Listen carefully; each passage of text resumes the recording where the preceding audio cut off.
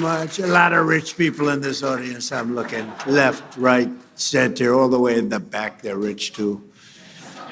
But I'm thrilled to be back with so many friends and partners, leaders and innovators here at the Future Investment Initiative. And it's really a great group of people, very smart group of people. They know what's happening in the world. It's my second address to the conference as President of the United States, and it's my honor to be here. Thank you very much. As you know, we're gathered at a moment of bold action and historic decision to make America and our allies safer and stronger, more prosperous, more successful than ever before. And that's what's happening.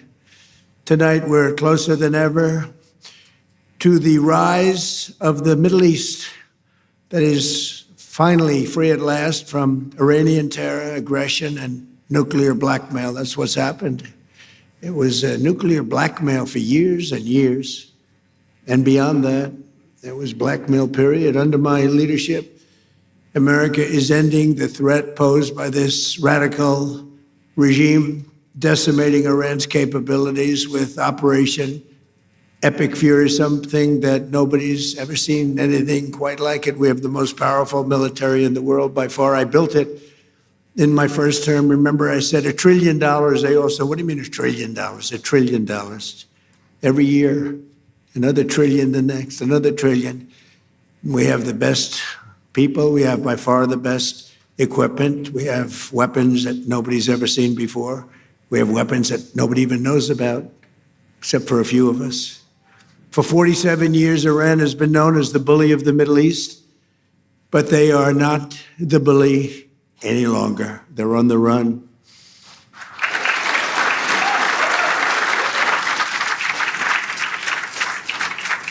Last June, America's armed forces obliterated Iran's key nuclear facilities in one of the most spectacular military actions of all time. Nobody has ever seen anything like it. In the dead of night, no moon, 1 o'clock in the morning, we went in. It was called Operation Midnight Hammer. And every single one of those bombs hit their mark. Air shafts. They will never build an air shaft again, I promise you that. They went right down that granite mountain through air shafts. Most incredible technology you've ever seen, that a thing like that. And it was decimation, it was obliteration. One of the networks said, well, maybe it wasn't that bad. It was that bad. It turned out to be even more than we thought. But after that attack, the Iranian lunatics refused to cease their pursuit of nuclear weapons. And I have to say, before that, Barack Hussein Obama, did you ever hear of him? Barack Hussein Obama, he had the Iran nuclear deal. He went to Iran.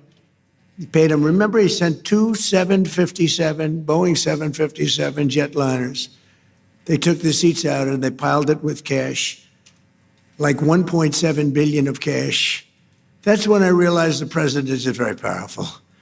The presidency is a very powerful thing when you can do that. I haven't done that yet. I haven't found a reason to do that yet, but that's big.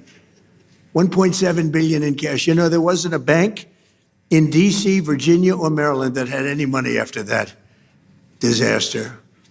But they sent the cash to Iran. But more importantly, they signed an agreement, the Iran nuclear deal, which if I didn't terminate it in my first term, I terminated it almost immediately.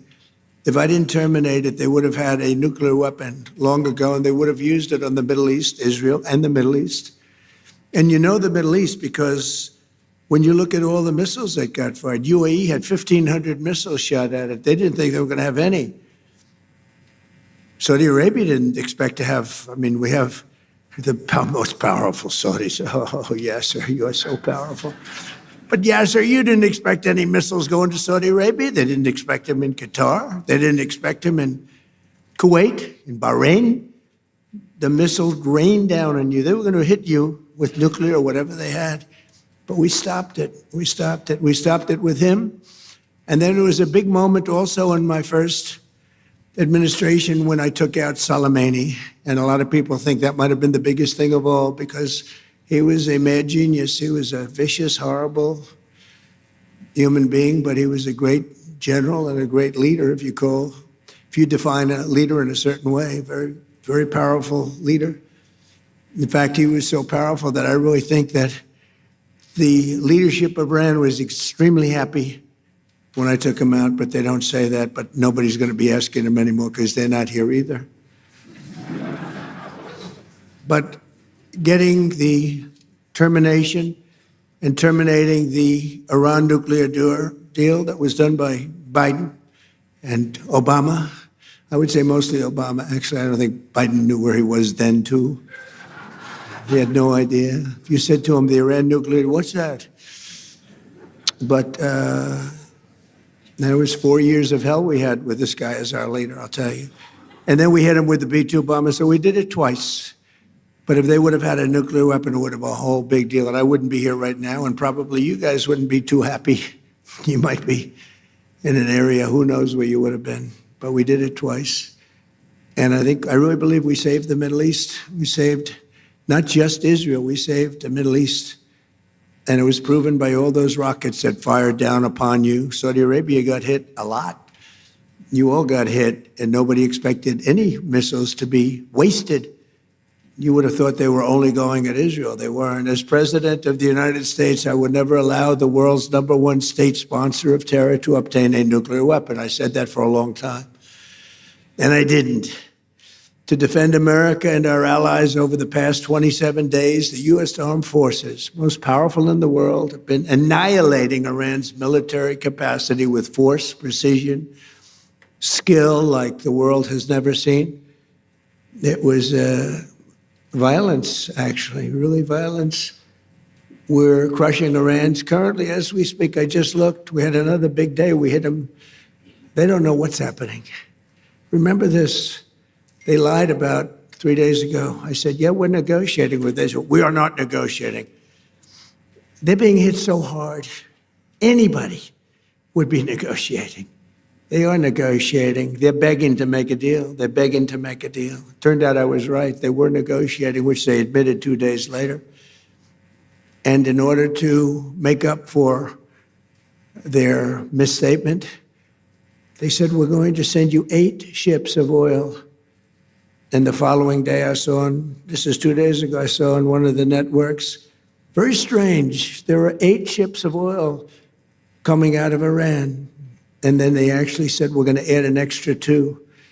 And they added an extra 2, so we had 10 ships. And then people realized we were actually negotiating. And we're negotiating now, and it'd be great if we could do something, but they have to open it up. They have to open up the Strait of Hormuz. Excuse me for this. I'm so sorry. Such a terrible mistake. The fake news will say, he accidentally said, no. There's no accidents with me, not too many. If there were, we'd have a major story. No, well, we had that with the Gulf of Mexico. Remember the Gulf of Mexico? And one day I said, why is it the Gulf of Mexico? We have 92% of the area around it. They have 8%, really less than 8%. But for 350 years, it was good. You know, they were there 100 years longer than us, Mexico. They're at 350, we're at 250. And I said, often asked myself, why do we call it the Gulf of Mexico? It seems like we dominate. Well, when I checked, it was more than 92%. So I announced, I wouldn't say Mexico was thrilled, but I announced that from now on, the Gulf of Mexico is going to be called the Gulf of America. And it took about 1 hour, and it was done. Everybody, the president called me. She's really a nice person, too. I like her a lot. She called up. She had the most beautiful voice. She's a very elegant woman, has a beautiful, beautiful voice. She goes, President, tell me, this is not so. No, it's so. Oh, it's so. And then Google Maps changed it. We won the court case in about 1 hour, and Google Maps changed the name. And it's now the Gulf of America, which it should be. Ladies and gentlemen, the President of the United States, Donald J. Trump, and First Lady Melania Trump, accompanied by the Easter levels Bunny. Nobody ever thought was possible, and turning their defense industrial base into nothing. Iran's Navy is gone. It's all sunk at the bottom of the Gulf and elsewhere. Did you see the attack submarine that we have, one after one of their boats? It was called the Soleimani. It was the pride of their fleet.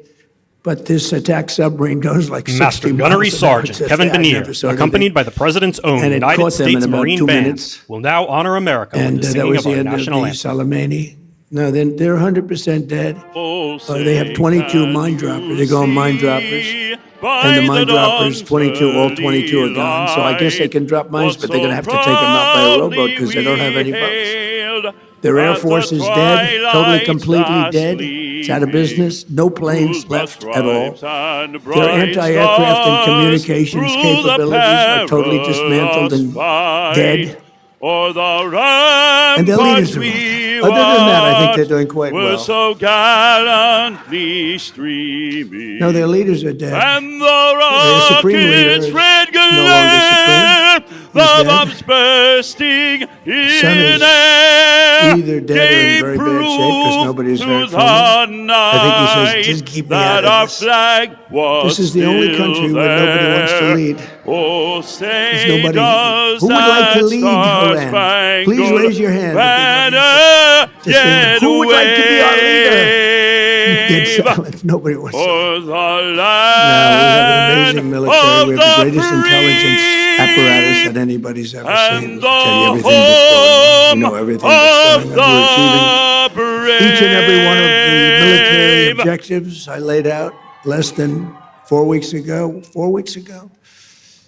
And we're doing it really, I guess we're 2 weeks ahead of schedule. We're not into it very long. We wouldn't have thought we would have been. We knew it was going to be easy. We call it a military operation. Does he have a good voice? We don't call it a war. We call it a military I think we're going to operation. send him to the Met. We're very We'll get a disappointed, little by the way, commission. with NATO. They Make didn't a lot come of money to our because that man aid. can sing. Thank you very much. I didn't try too hard, The actually. first time we've heard because I wanted to prove a point. I didn't So sell. today They is a probably very think I'm a special lousy day. salesman. You know, It's they a day said, where we they said, celebrate would you like to help Jesus. us? It's a day where to we celebrate President of France, Macron, religion. nice guy. He And is it's a an nice honor to be the He president said, Emmanuel, of the would you United like to help? States. Our Yes, country yes, is yes. doing so well. As soon as the war's like over, it we has will never send done ships. before. I said, You'll no, see no. that very shortly. I don't want them when the war's over. Things that we've done have I want not them been before done we before. start. We've broken every record on the stock And market. UK, our longest Broken every ally, record you in know, our military. nobody ever thought this And was what possible. about the rescue I said that to took the Prime place Minister, yesterday? What I about said, that? Mr. Prime Minister, we'd like you have two Something aircraft that you rarely carriers, see, you little know, ones. they They're were not giving very me a briefing good. about that. I know they don't go fast, And and they I said know they don't normally work when very you're well, in very but we hostile could probably use them maybe for territory, and helicopters. I don't think it gets much more And they hostile said, than Iran. yes, capable yes, we are fighters. They are preparing very them. I tough see, when people. will they be ready? And there are others Maybe like that. in a month you or don't two. mind when the Oh, enemy great. is That's weak, but wonderful. that enemy is strong. I said, are you going to help Not us? so strong Yes, like they yes, were we're about a going to month help ago, you I when can the tell war you. is In fact, finished. right now, We they're will be there. Not too strong at This all, is in my NATO. opinion, but we're soon And I've gonna always find said out, NATO's a aren't we? paper tiger. But when a And thing I've like always that said, happens, we where a help pilot shot NATO, down, but they'll never in help most us. instances, you're really not And if the big able one to ever go in. happened, and I don't think Because it you'll go will, in with 200 but if the big people and one ever lots of jet happened, I fighters guarantee and you they wouldn't be helicopters there.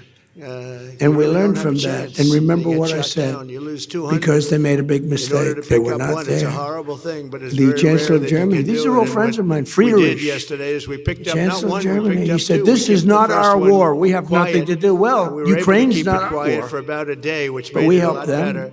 I wouldn't Those have had two to help pilots if were I were incredible, president. brave, That war and would have we never thank happened. them, But we and had a man we're gonna be of having a a very news low IQ conference as today at 1 president. o'clock He at had the no Oval idea what Office. the hell it was. I was listening to we him look talk. forward I to said, it. But I just want to say we he's have a great forcing an military issue with the that's going to be greatest trouble. military, And it most turned out to powerful be military trouble. any place Last week, in the world. You saw 28,000 what happened soldiers with died. The week Venezuela. before that, 32,000 soldiers died. I think we're going to get it settled, but And it's a terrible It's a an honor. terrible I built thing. it in my Worse first since World term, War and I II. didn't know I was I going to be settled using 8 it wars. this much in my second And this should have term, been but one it's of the my easier honor. ones, but the They're hatred greatest between people on earth. Our President warriors are the Putin and greatest President fighters on earth. Zelensky And, is extreme. They very much Never good. appreciate you and love Hatred's you, a and that's bad why thing they when do you're it. trying to settle So this is all a war. about today. I must tell I you. want to thank the entire I came kingdom of out and I Saudi expected Arabia. we were going to Been be talking about very farmers, helpful, and we unlike love our farmers. NATO. We were going Saudi to talk Arabia about fought. so many different Qatar products. But fought. You know what they UAE want to fought. talk about? Bahrain Sir, fought. this is about And eggs. Kuwait fought, even though they shot down Eggs. 3 of our planes with the Because finest we have missiles. the egg farmers of the entire country here, and they We are could have done without unbelievable. that. If you remember,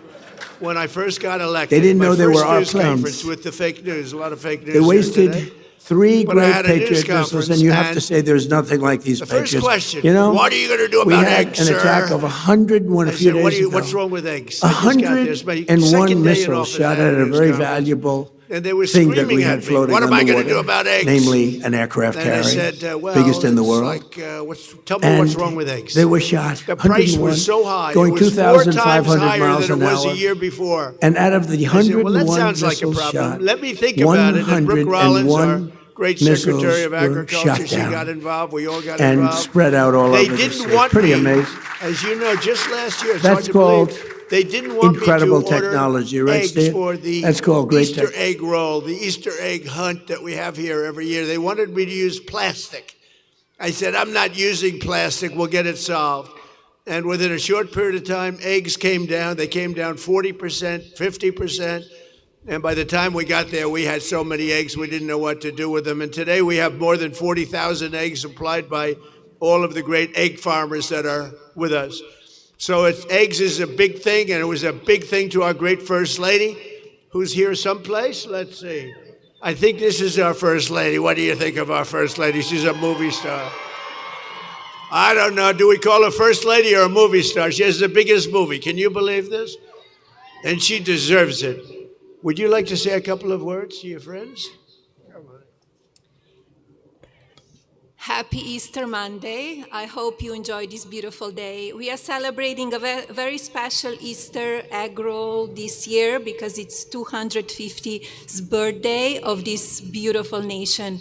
Enjoy it, and I hope you have a wonderful day. Thanks. Thank you, honey. And she worked very hard with her staff and the staff of the White House on really just making it nice. This is the nicest I've ever seen it. So this is my 5th, and I will say that it gets better every time, right? It gets better every time. You notice the fencing is all brand new. I said, we could have bought used fencing and saved a lot of money. They said, this is for Easter, and this is for our egg farmers, and we're going to get new fencing. Everything's new and everything's beautiful, and the White House never looked better, and our country never looked better. So I just want to thank everybody. It's been a special period of time. 1 year ago, a little bit more, our country was dead. We had a dead country. We had an administration that didn't know what the hell they were doing.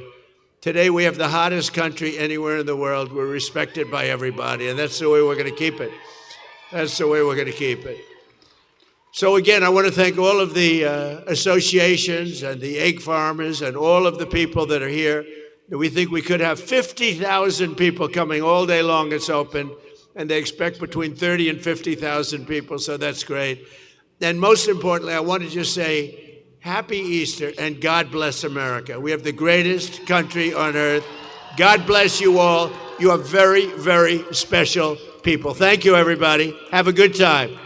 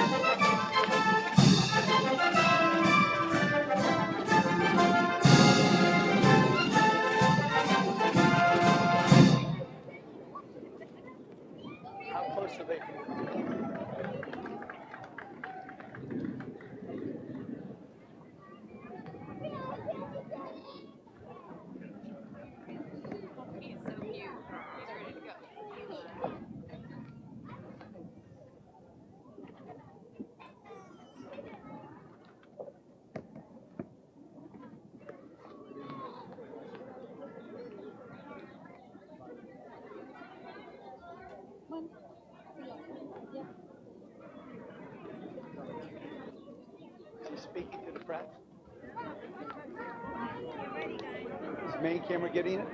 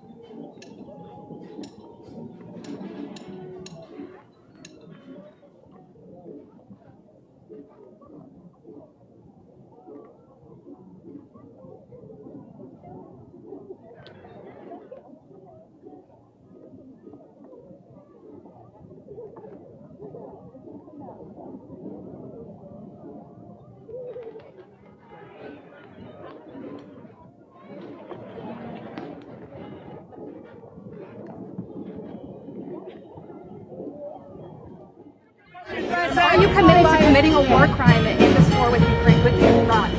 What else? Mr. President, you said that Iran had no anti-aircraft equipment. How were they able to drop those? Well, you know what? When you do thousands and thousands of flights and you have one plane shot down and not mortally, the two pilots got out, they got a little bit lucky. And you know what? In war, you need a little bit of luck also. They got a little bit lucky. That's all they got. What's stopping you from ending the war? Well, it could end very quickly, the war. They do what they have to do. They have to do certain things. They know that. They've been negotiating, I think, in good faith. We've had total regime change. You know, the people there now are much more reasonable than the lunatics that you had in phase 1 and phase 2. They were lunatics. The people that we're negotiating with now on behalf of Iran are much more reasonable. You can call it what you want, but I call it regime change, and I think most people are giving us credit for that. The first regime was taken out, the second regime was taken out. Now the third group of people that we're dealing with is not as radicalized, and we think they're actually much smarter. Why did you use such vulgar language in that true social? Only to make my point. I think you've heard it before. Mr. President, have you spoken to the families of the airmen that were saved? Have you spoken to the families of the airmen that were saved? I'm going to be doing it right now. Mr. President, what do you say to Americans who are not a fan of the war? They're foolish, because the war is about one thing. Iran cannot have a nuclear weapon. Had we not broken the Barack Hussein Obama agreement, you know what I'm talking about, the Iran nuclear deal. This is years ago, my first term. You would have had a total, Israel would have been gone, extinguished. Israel would have been wiped off the face of the earth, and the entire Middle East would have been, at a minimum, in big trouble. But I did it. That was phase 1. We killed Soleimani. Without Soleimani, if they had Soleimani, it would be a whole different thing. Maybe. Would still be winning, but it would have been harder. Because we are obliterating that country. And I hate to do it, but we're obliterating, and they just don't want to say uncle. They don't want to cry, as the expression goes, uncle, but they will.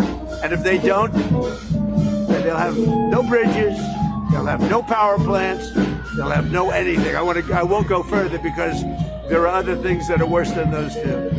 And we might have, well, the thing, if I had my choice, what would I like to do? Take the oil. Because it's there for the taking. There's not a thing they can do about it. Unfortunately, the American people would like to see us come home. If it were up to me, I'd take the oil, I'd keep the oil, and would make plenty of money. And I'd also take care of the people of Iran, much better than they've been taken care of. It's been a horrible. They've killed 45,000 people as of a month and a half ago. 45,000 protesters. We don't do that. So if I had my choice, I'd keep the oil. But I also want to make the people of our country happy. I think most people wouldn't understand that. I'll give you an example. Venezuela has worked out so incredibly. We have 100 million barrels of oil right now in Houston being refined. It's been great. The relationship with Venezuela, the leaders, has been fantastic. And I think we're going to have a long-term, very good relationship. And it might be beyond long-term. You understand what I mean?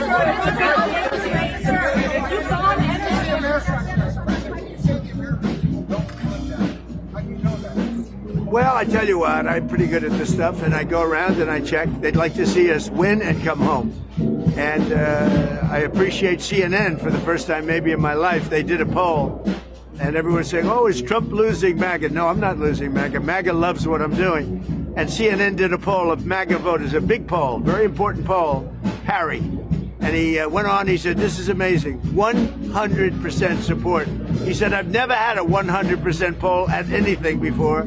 And is, do you support Trump, MAGA people? Which is, by the way, mostly Republican. If you look, I would say MAGA makes up a majority, like about 95% of the Republican Party, all right? So they went out, they did a poll, and CNN came back 100% support. So they support what we're doing, but they would like to see it end and come back.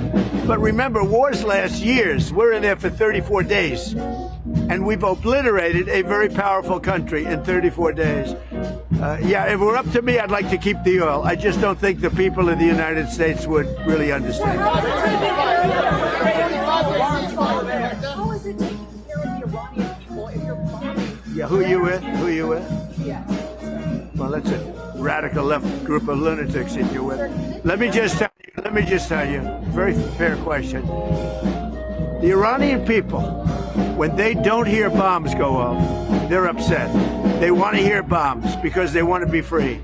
And the only reason they're not out protesting, you know that, is because they were informed that if they protest, like the wrestler and his friends, if they protest, they will be shot immediately. And that's an edict, that's in writing.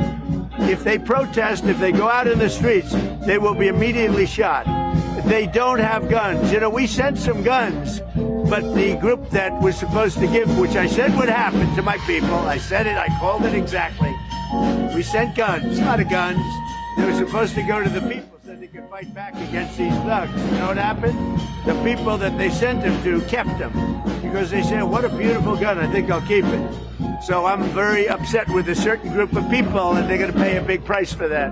But the Iranian people will fight back as soon as they know they're not going to be shot and as soon as they can get weapons. If they had weapons, not many of them, if they had weapons that would go in the other way, and you know what would happen? Iran would give up in 2 seconds because they wouldn't be able to take it. But in Iran, they have absolutely no weaponry, and they've been told point blank, if you come out to the streets, you will be killed. As of this morning, and we have this on pretty good information, 45,000 protesters have been killed. Pretty bad. Mr. President, you said Iran has been obliterated. Why are we still at war then? It's a big country. They can't fight back. They have no capability. They have some missiles left. They have some drones left, but essentially they have no capability. They had a lucky shot with an airplane, but we got them back out. The rescue was incredible. And it wasn't of one person, it was of 2 persons. There are those that say that's never happened before, because usually when you're shot down in strong enemy and deep enemy territory, you can't go after them because you'll end up losing 250 people to get one. So it's a terrible thing. But we had to make a decision. Do we do it or do we not? And we did. And, we have some helicopters with a lot of bullet holes in them right now. Probably you know that. No, I'm very honored to have rebuilt our military. In my first term, second term, and we are the most respected country anywhere in the world with the greatest military anywhere in the world. Thank you. So we have a news conference. You'll all be there, so you can ask the question in a little while. We have a news conference in a little while. What would you like to ask her? What she wants to say, Madam First Lady, can you tell us your message to children who find themselves in war zones during this Holy Week? Well, all of this is happening for their future, so they will be safe in years to come. Children that are now in a war zone, we're keeping them as safe as we can possibly keep them. But we're fighting for their parents, their grandparents, we're fighting for them, we're fighting for their future. And I will tell you, it was given to me loud and clear, the time the Iranian people are the most unhappy when you hear bombs all over, is when those bombs stop. That's the problem. It's when they stop, because that means that are they coming back? We want to have them back, and everybody knows it, everybody sees it. So hopefully it can be over with quickly. Again, there are lots of different alternatives. We have many alternatives. We could leave right now, and it would take them 15 years to rebuild what they have. We could leave right now, but I want to finish it up. Iran, ready, cannot have a nuclear weapon. They are lunatics. And you can't put nuclear weapons in the hands of a lunatic. Thank you very much. We'll see you at 1 o'clock.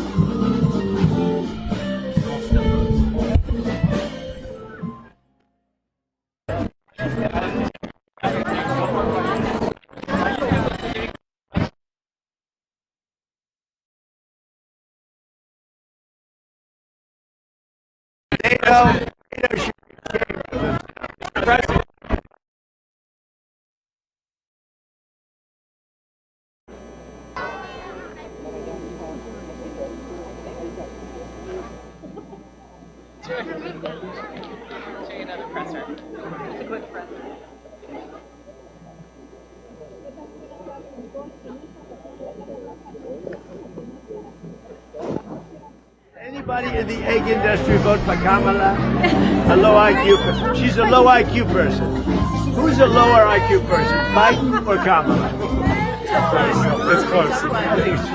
That's probably the toughest question. That's a tough question. President Trump, can we take a picture of my best friend, Elliot? That's why I voted for you. Real fast. No. Come. You're the best. Wait, you're blocking my daughter. Come on, daughter.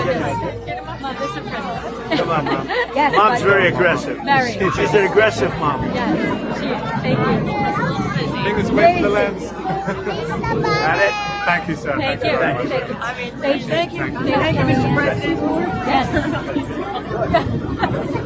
Yes, and he's British, and he does the flights. So the little guy, wait a minute. What happened to your country? Oh, my God, it's the worst. President Trump, the Emirates is the first one that has a jacket like this. It's right here. How beautiful. How beautiful is that? How beautiful. Ladies and gentlemen, we have the most powerful man in government with us today, Mr. Jameson Greer. Have you heard of him? He's right here. Come on over here, Jameson. How are we doing on trade? Doing well, sir. We've exported more in the past 2 months. The United States have ever exported over $300 billion in January and February. It's the highest in American history we've exported thanks to his deals with tariffs. Good job. This guy's fantastic. Look at him, my friend. Huh? You doing okay? Huh? You want to say something? So your son will be impressed. Come on up and say something. Come on up. This way your son's going to be impressed. He's high tech. Yes, sir. He's all. Go ahead, say a couple of words. Well, the economy is doing great. The high tech sector is amazing. AI is booming. We got so many data centers going up. It's really incredible. Are you impressed now with your father? He made a beautiful speech. He's doing great. You guys are great. I think we're doing good. No more buttons. Okay.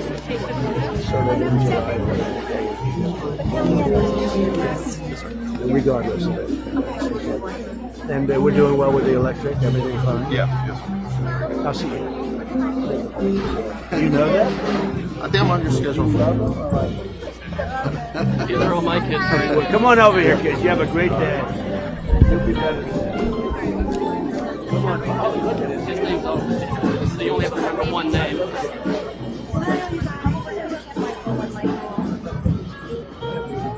I know, can you believe that? Such a happy, beautiful face. Look. Sure. Thank you. Thank you. Thank you. And I know it's Freedom, how you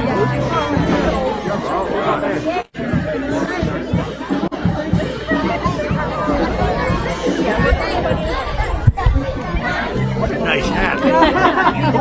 Where did you get this hat? I want this hat. What a beautiful hat. Look at the tall egg guy back there, huh? That's Jacob. Oh, the tall egg guy, yeah. So we'll go this way.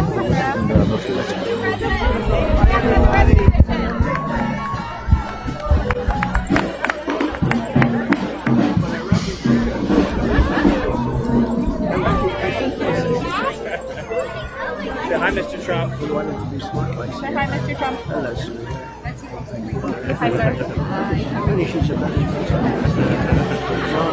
Happy Easter. Thank you. Amazing. You know, the last 48 hours, nothing like this.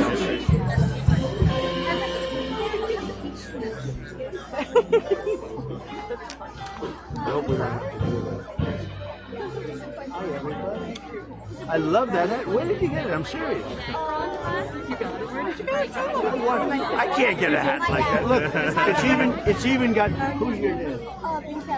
Well, that's big stuff. Could you also send this? Okay. Could you also send this? Where? Ready, Jared? I don't even mind if it was used before. Okay, are you ready? Ready? Get set.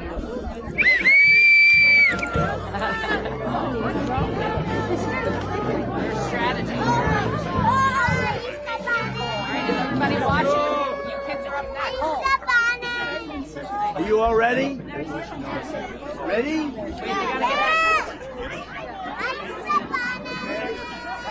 Everybody. Very athletic. Focus.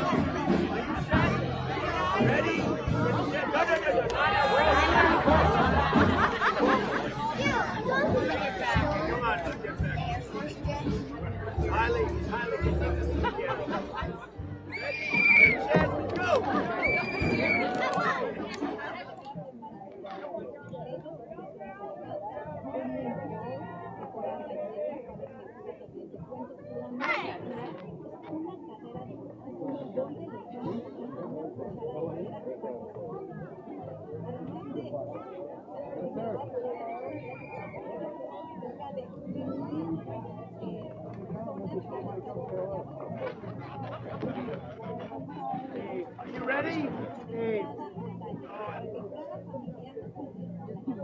Do my hair like that.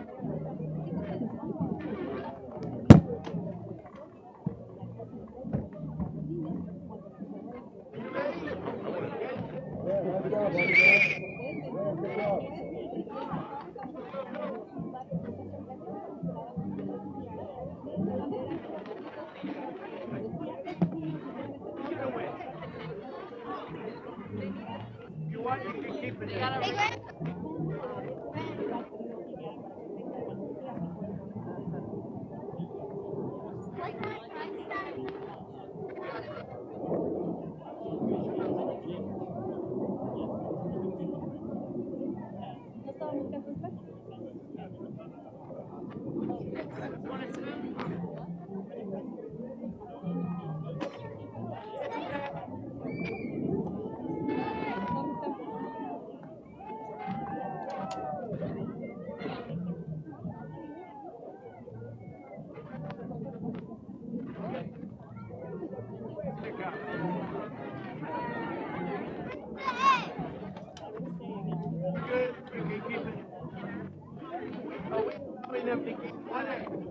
We're a half. Cut it.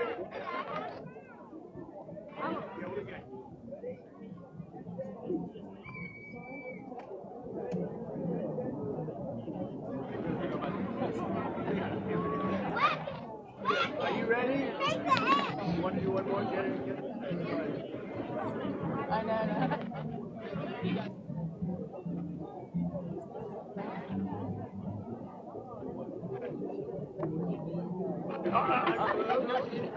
He's like me on the go. Get back. Get back.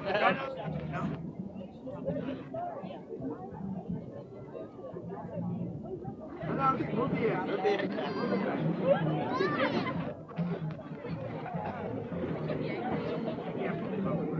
Get it back. Look, are you ready? You ready? Get set.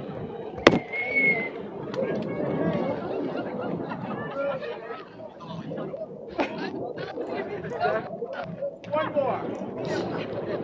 He's on hold. He's on hold.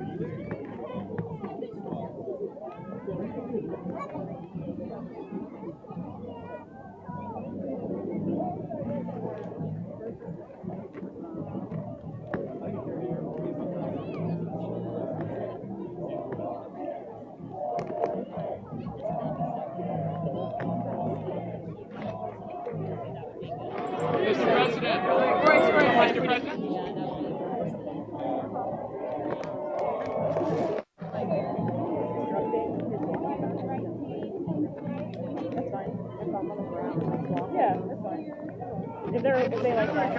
I want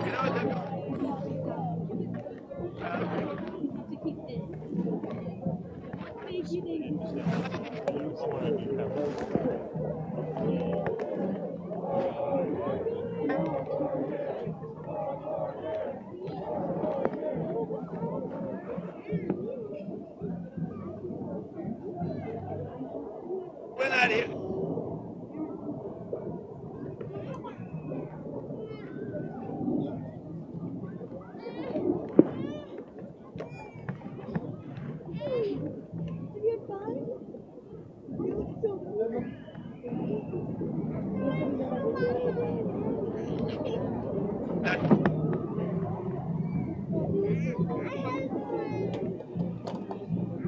Have to pay a little extra. But with that,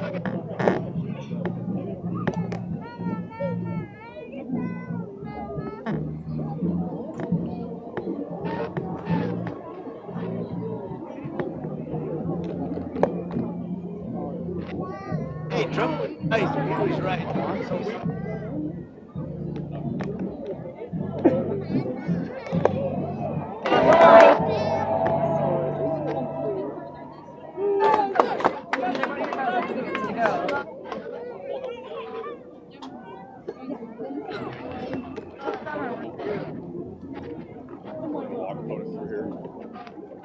Thank you. Love you.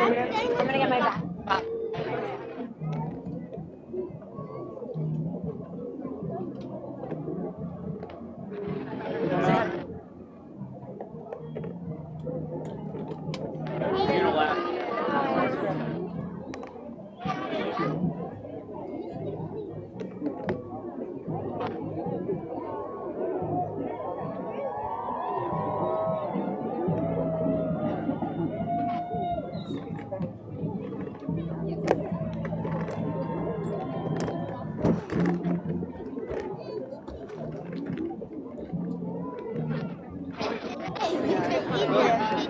I'll stop it.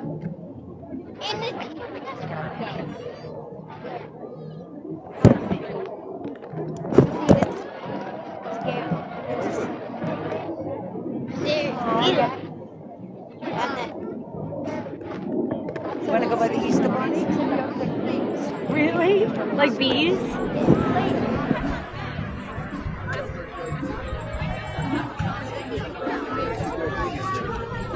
number one foodie in the country.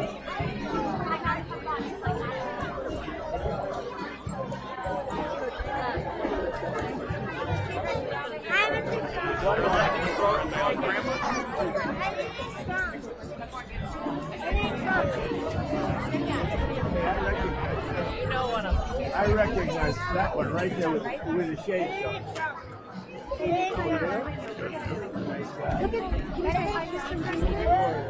Break off. Great.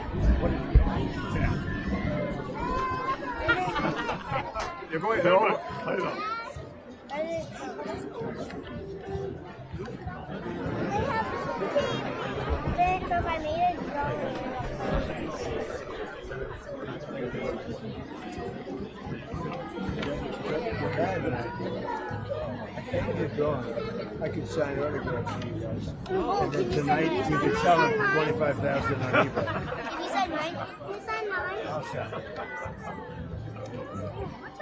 Carolina, do you want to give Grandpa your picture?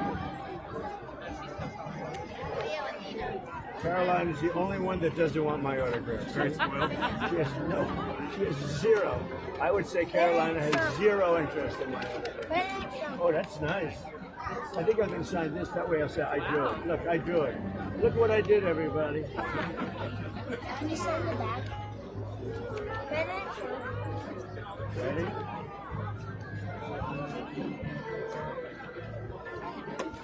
See, now Biden would use the auto pen. He'd have an auto pen following him. Joe Biden, he didn't sign. He was incapable of signing his name. So they'd follow him around with this big machine. You know what it was called? An auto pen. And he'd have the auto pen signed for him. He'd take the paper, hand it to his guys, they'd sign it with an auto pen, give it back. Not too big, right? Better to sign it instead. President Trump. Okay, that's the fake news. I made Air Force. Who likes the fake news? Does anybody like the fake news? No. Look how beautiful they are. Are you going to go to work for NASA someday? No. I mean,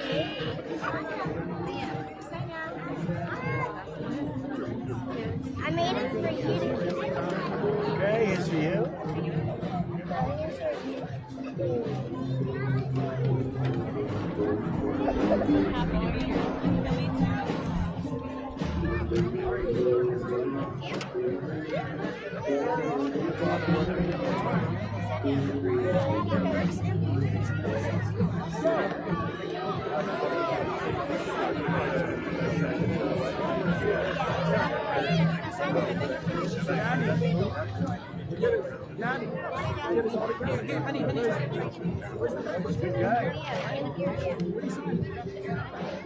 Thank you, Donald Trump.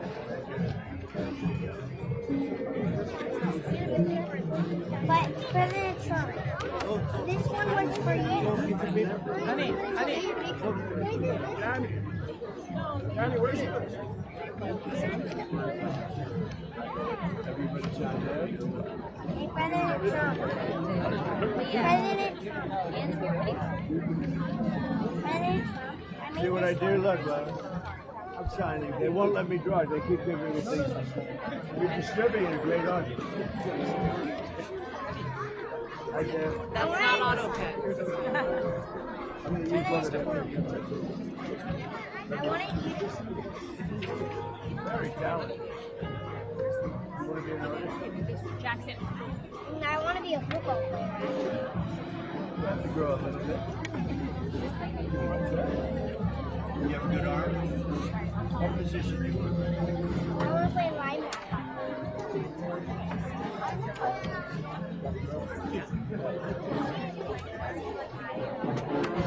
Look at this guy. He's a great photographer. He's our best looking photographer.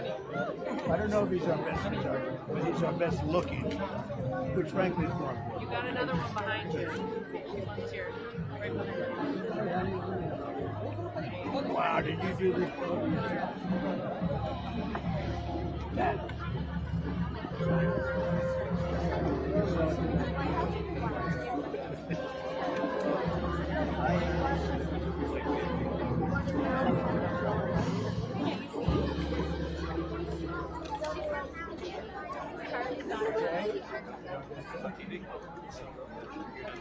Leo and Athena, do you want to give them your pictures?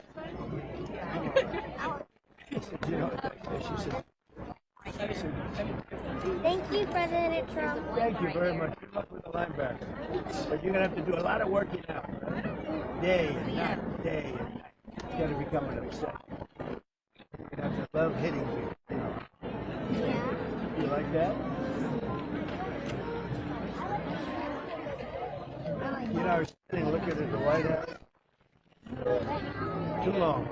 I got a lot of lights. Gotcha.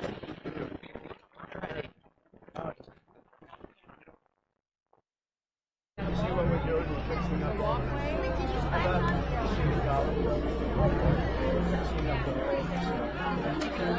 As has been fixing $17.99. I see the spots up there.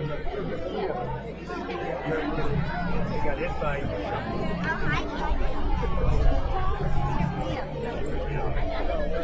Yeah, I'll be in charge of fixing the show. Can that sign? Can I have that? See the middle column? Okay. See the up right above the middle column. The two columns. Now go up a foot and a half. You see that broken piece of you see it? The White House. No, but you see what I'm saying? That's this thing. It fell out 100 years ago. No, but do you think anyone else would see it?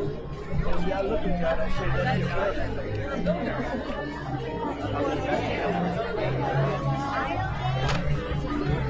You gotta go in and take care of it. You have something for grandma?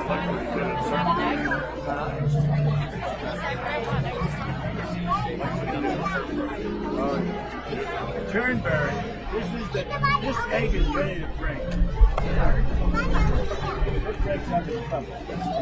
You get him another egg. This egg is steep. This egg is steep better. Who's this egg?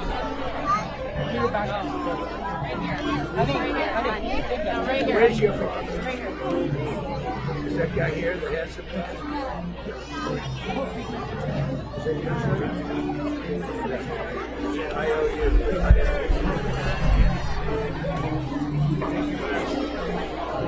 Greatest phrase in the history of Make America Great Again, right? So see, now it's great.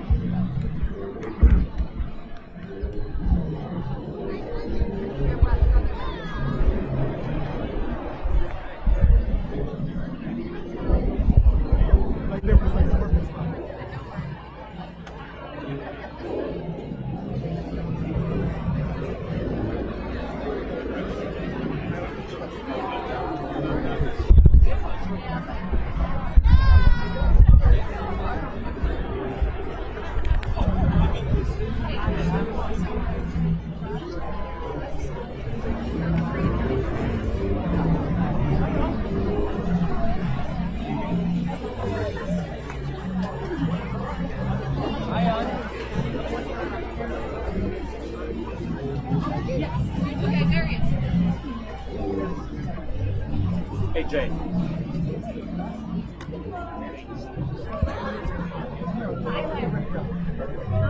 That's the North King. I just saw that she does. Yeah, of course.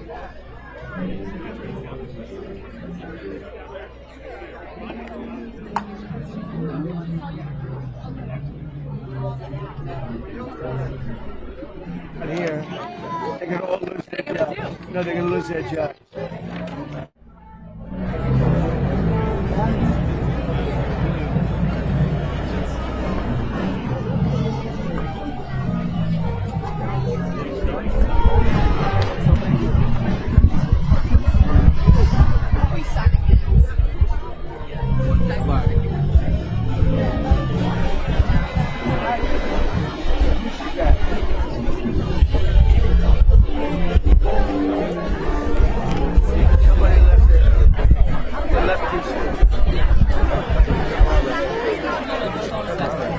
Thank you for coming to the White House Restaurant World. Group B, please make your way to the exit. Thank you. Alright, Luke, you better hang on. What was she doing? We should put our track on. Hey, Michael.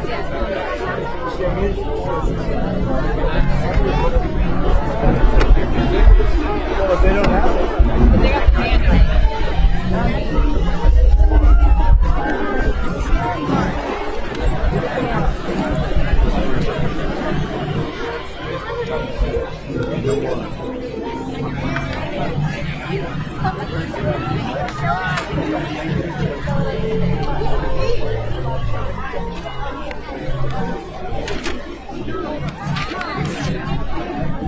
How long can an egg last if you go for it? I mean, can it sit for 10 years? Does an egg last for 10 years? If you don't open it, can an egg last for 10 years? No, you're laughing. Starts to rot.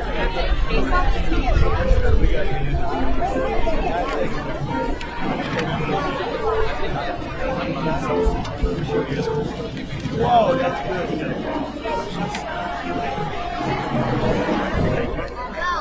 Come on, we're doing something else. Felix, get out from under the table. Felix, let's go do something else. Get out from the table. Go. Go. Go. Sure. Is there an auto pen around, please? Does anybody have an auto pen? You know, Biden they used to follow him with an auto pen in the car. He died.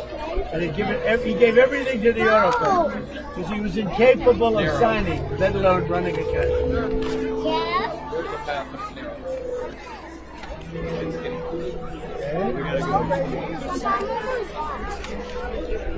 Everybody having a good day?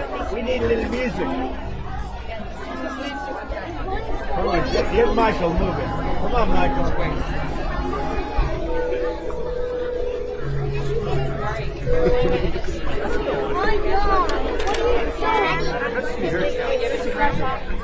Daddy, look. It's a wooden spoon. You know how I know that? My mother used to use it on me when I was bad. My mother would use this on me. I recognized her very nicely. She said, I'll take the wooden spoon. I said, oh.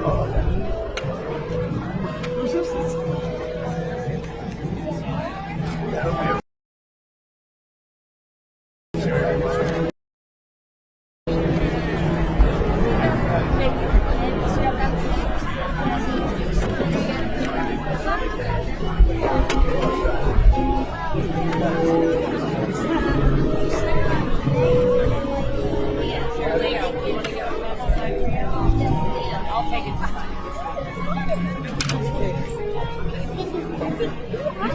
Where's your daughter? This one?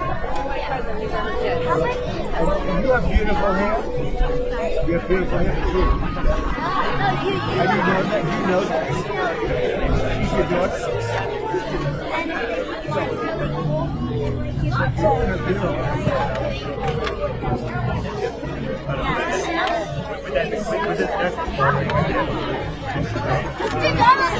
$51. How old are you? It said 51. 51. I thought you were 46. I thought you were 46.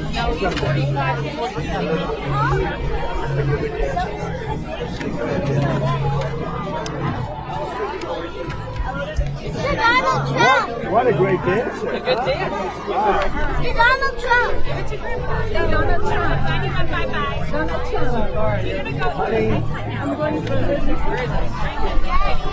What you say it was? Where is it?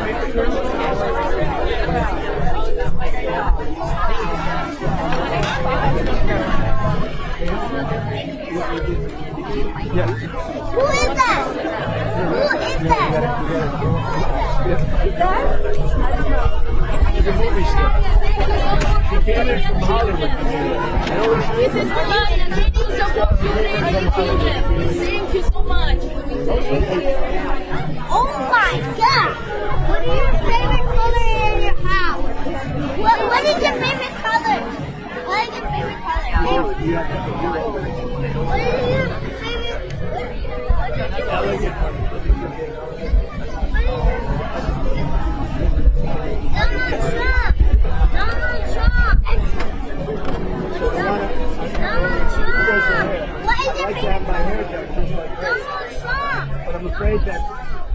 Sorry,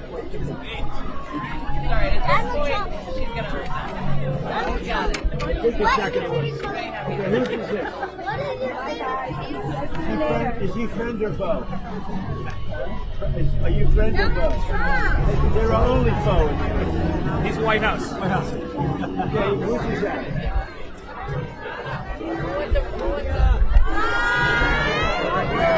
Okay, who wants? Okay, here's the thing: it's worth 10,000.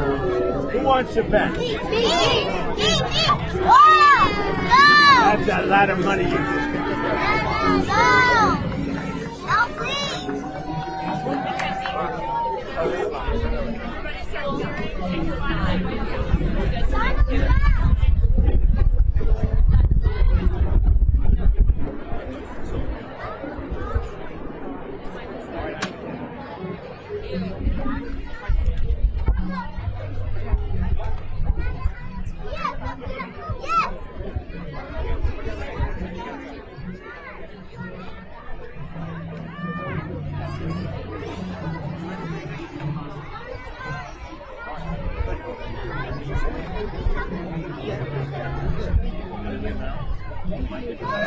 Thank you, everybody.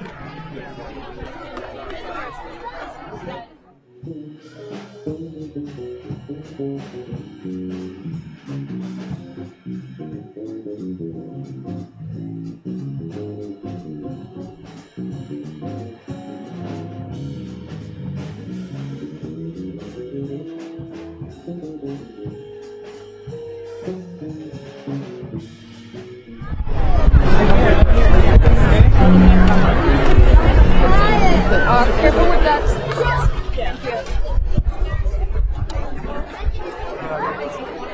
Who's going to be at the press conference? Who's not going to be? Nobody. So, hey, Tiffany, so you go. Coordinate. Mr. President, how would it not be a war crime to strike Iran's bridges and power plants?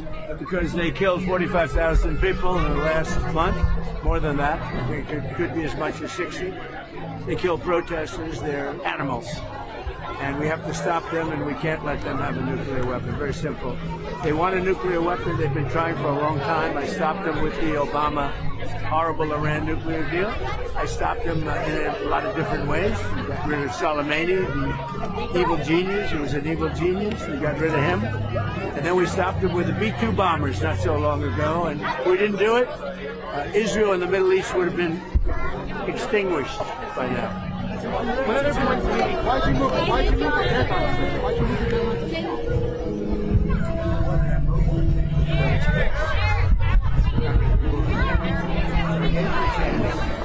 And I hope they take the chance. If they don't, it's Are you on board with the who you with?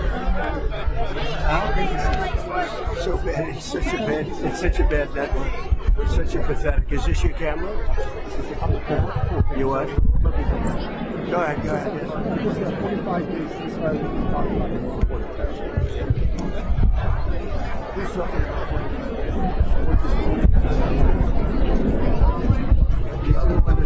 Ceasefires made. But they will. They'd like to have a ceasefire because they're getting obliterated. So we'll see how they behave. Okay.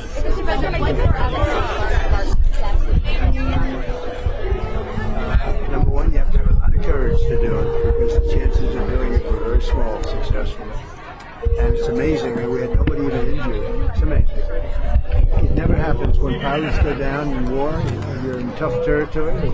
Vietnam, places like Iran, they're tough. They know how to fight. They're nasty. Very rarely do you go in because you're going to send 200 people in on a mission, and that mission will likely be unsuccessful. You're going to get one person, and you're going to lose 200 people. So we did something that was risky. Well, we have a great military. Are you scared you're going to lose like the diplomatic? Could have happened. If it seems like diplomatic talks are picking up, are you willing to hold off on attacking? Well, I want to say I don't even want to talk about it because I've given them chances and they haven't taken them. So I don't want to really talk about it. Okay? Go.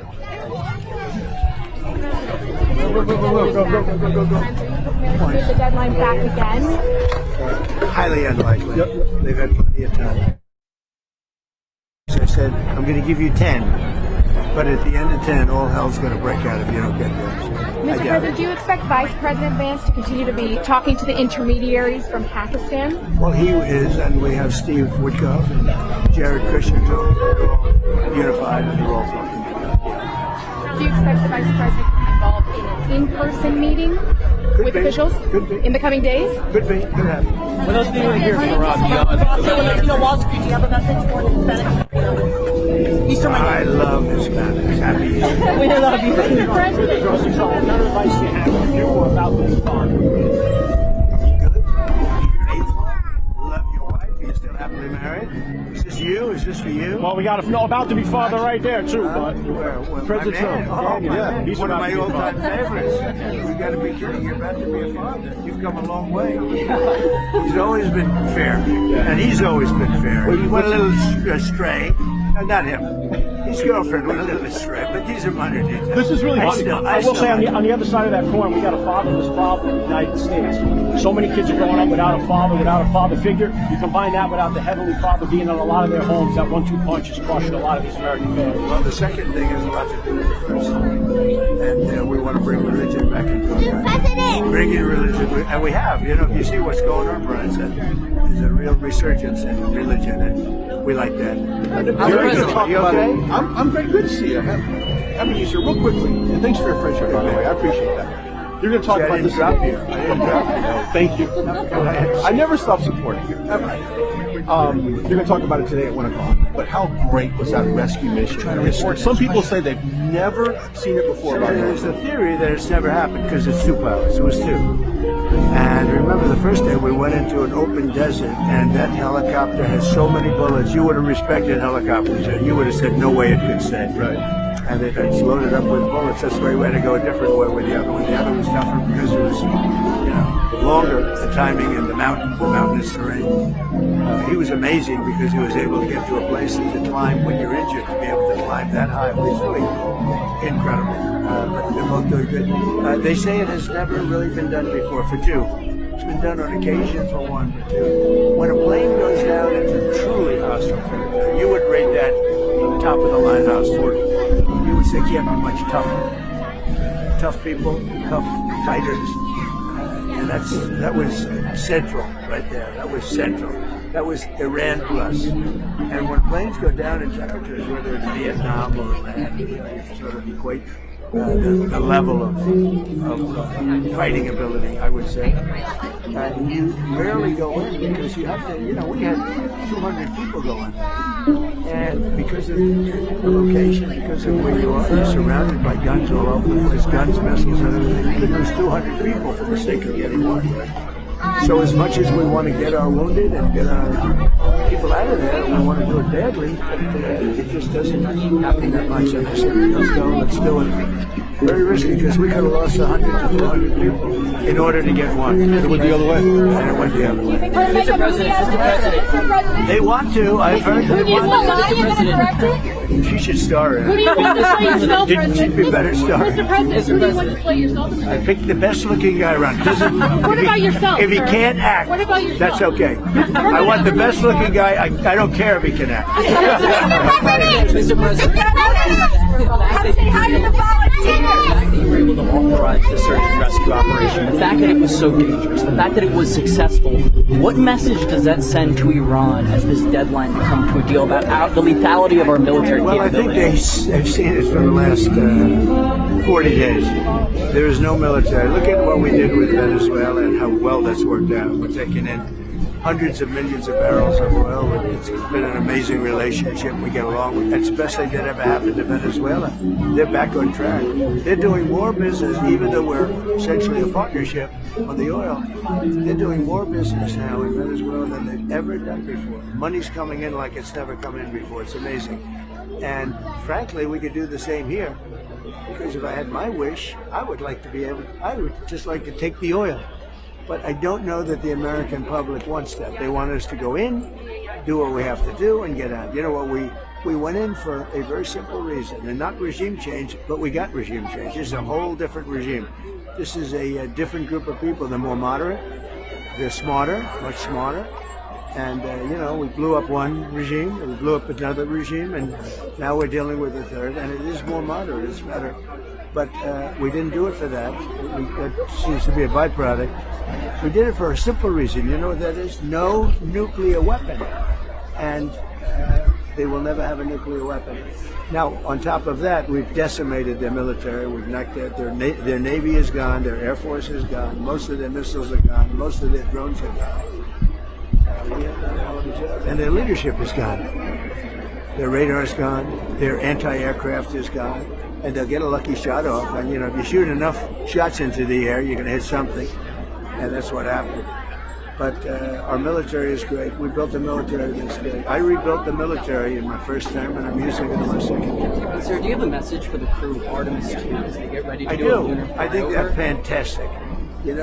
Jared, and not Jared, this is my other Jared. I have two Jareds in my life, right? Jared's done a fantastic job at NASA, and he's been amazing. And everybody told me he was going to be good. I didn't know he'd be that good. And he's got that thing hopping. He's got NASA hopping, and he was an astronaut. He's done this.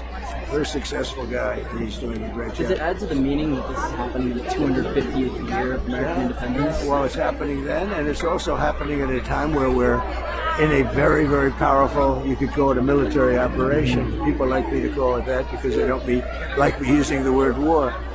Because they say, he said war. Let's go with a military operation. But no, Jared's doing a great job. NASA's amazing, actually amazing, and that's some ship, and so risky. Personally, I wouldn't want to do it. Okay, we all have courage. I would prefer not to. Hey, President Trump, did you ever think you'd see the Trump derangement syndrome so bad that you got people on Twitter? It looks like they're even rooting for Iran. Yeah, they're sick people. They're sick people, and they're weak people. People that are rooting for they're weak, ineffective people.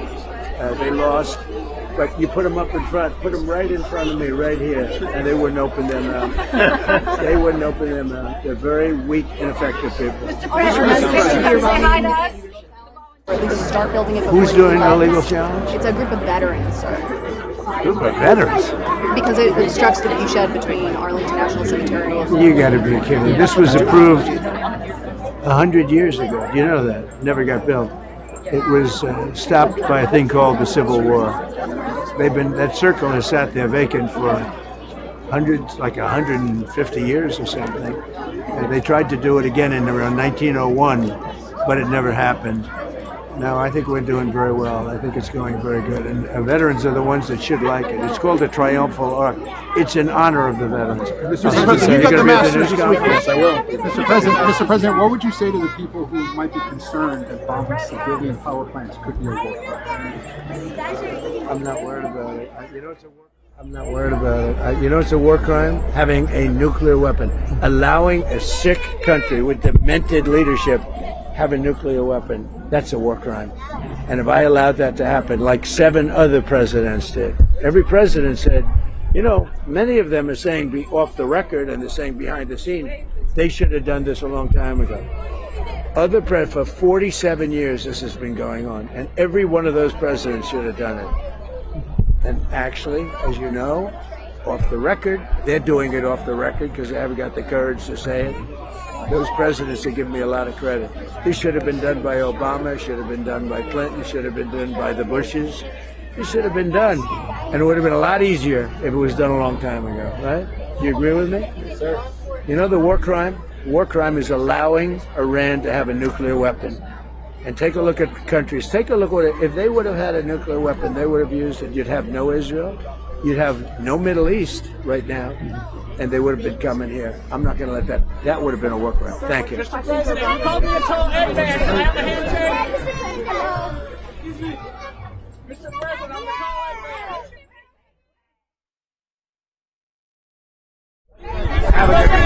man. We'll see you at the news conference. Thank you.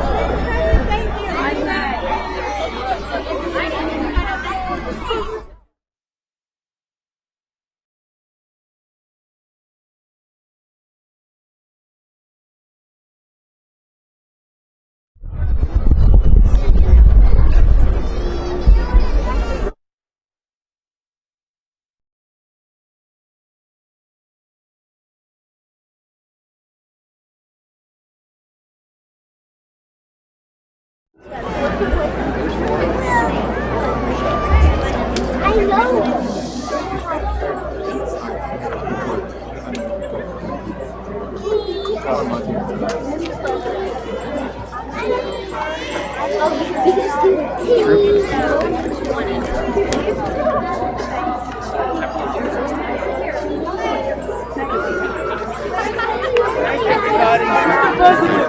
have a challenge point. You're good looking, but he's better looking. Any FLOTUS press? Yes. Yes.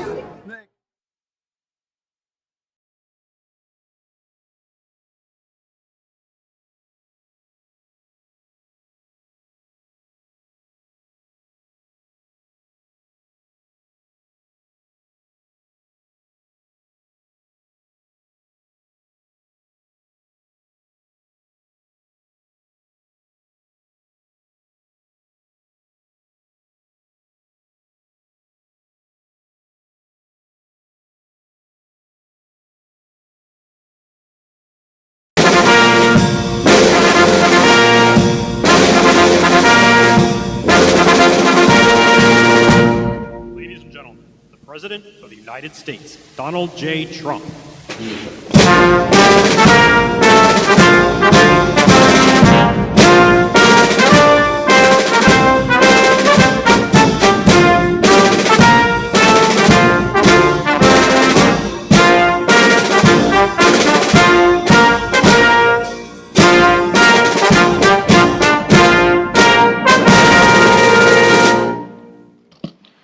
Thank you very much, please. Thank you.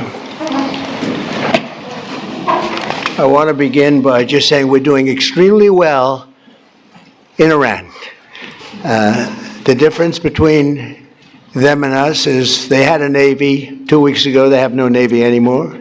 It's all at the bottom of the sea. 58 ships knocked down in 2 days. And we have the greatest navy anywhere in the world. It's not even close. But we are doing really well. We're not going to let them have nuclear weapons, because if they had them, they'd use them, and we're not going to let that happen. Should have been done a long time ago by other presidents. So it's an honor to be here. This is fun. And these are great athletes standing behind me, great coaches, general managers, great people, and a great superintendent. Hello, superintendent. We only put our finest as these superintendents for these great schools because we don't want to have somebody that they don't look up to. We take our best, and they're really amazing. For the second year in a row, it's my great honor to officially present the Commander-in-Chief's Trophy to the one and only Navy Midshipman football team with 11 wins and 2 losses, playing the best teams in football. I used to always think of the military services, they played like a little step below. It's not true. They played the big teams and they beat them. These players achieved one of the most impressive seasons in Navy football history and any football history, frankly. And I just want to congratulate the midshipmen. I met them backstage and they're great. Thank you. Congratulations, everybody.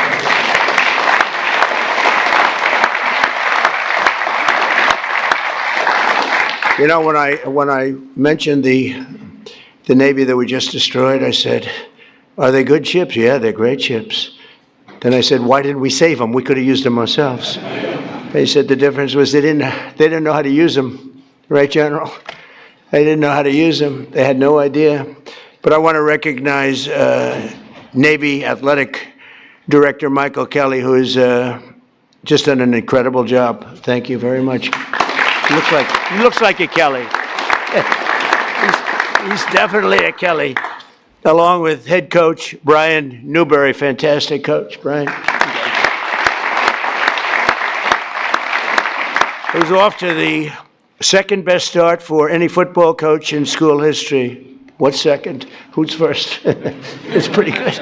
That must have been a Roger Staubach year maybe or something, huh? Because I tell you what, I got to watch Roger Staubach, and he was something. He was like, I have to say, I've said it, and some people were insulted by it, but it was like a man playing with children. He would single-handedly win those games. It was incredible.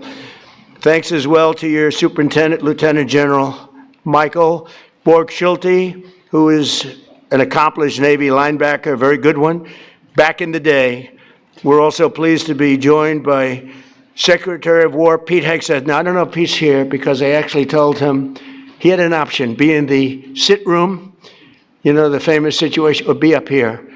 And if it's okay, I told him, but I think he has two very beautiful sons up here, to the best, Boone and Jackson. Are you two guys? Well, I told your father, just be in the Situation Room. We're okay with that, right? I think so, right, Coach?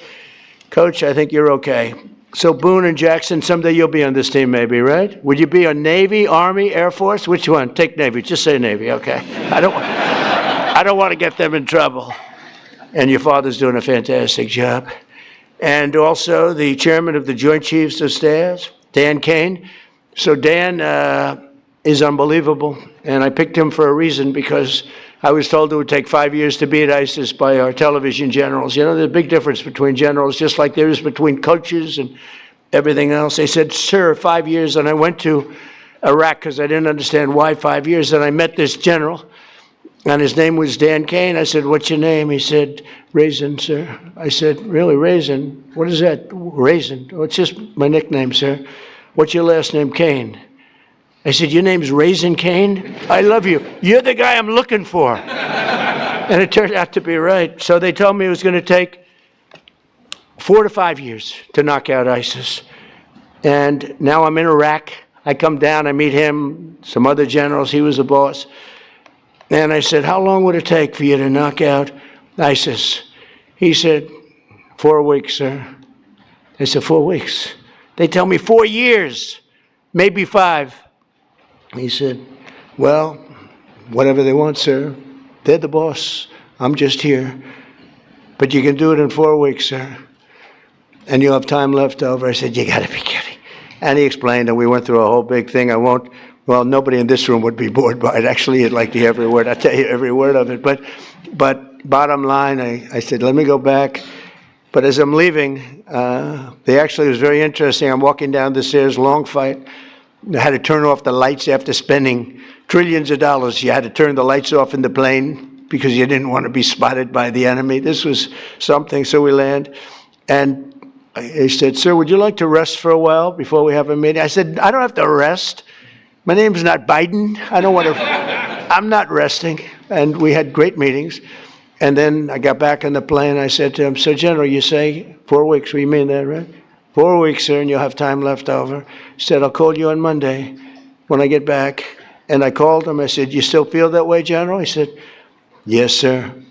And I let him do it. He did it in less than 4 weeks. He defeated ISIS. It was amazing. What a difference. You know, I always say, what a difference the president makes. The border. They said, it can't be done without Congress. It will take years. We did it in about 3 weeks. We have a border that's now 9 months in a row. Nobody's come into our country illegally. I'm not even sure if that could be right. But the Democrats keep the stats. So they say, I mean, they have 0 people came in through our border. You see it, right? And I said, the president makes a big difference. Well, the generals make a big difference too. But I told him, I said, Dan, if you don't mind, stay in the Situation Room and you watch all those attacks that we're hitting those guys with, and they don't know what's happening. Their Navy's gone, their Air Force is gone, their anti-aircraft is all gone, it's all gone, their radar is all gone, their leaders are all gone, the next set of leaders are all gone, and the next set of leaders are mostly gone, and now nobody wants to be a leader over there anymore. We're having a hard time. We want to talk to them, and there's nobody to talk to. We have nobody to talk to, and you know what? We like it that way. And we have many other distinguished members of the United States military, but I want to tell you, Hexeth is doing a great job, and Raisin Kane is doing a great job, as good as anybody's ever seen. Don't forget, we had Venezuela. That was the beginning where people started to see the talent. I rebuilt the military and built it, frankly, including Space Force, but I rebuilt the military in my first term. I didn't think I'd be using it this much, but I'm glad I rebuilt it, because we can't let these lunatics have nuclear weapons, because they were going to use them. They'd use them fast. One of the ways you know that is when this whole thing started, they started shooting missiles all over the Middle East at countries that were basically not involved, because they wanted to take over the Middle East. And if they had a nuclear weapon, they would have used it. The only question would have been the first hour or the first day. That's the only question. They would have used it. And if they can use a nuclear weapon, the world would have been in big trouble. We had to stop. It should have been done long ago. I also want to thank FCC Chairman Brendan Carr, perhaps the most powerful man in this room. You are doing some job.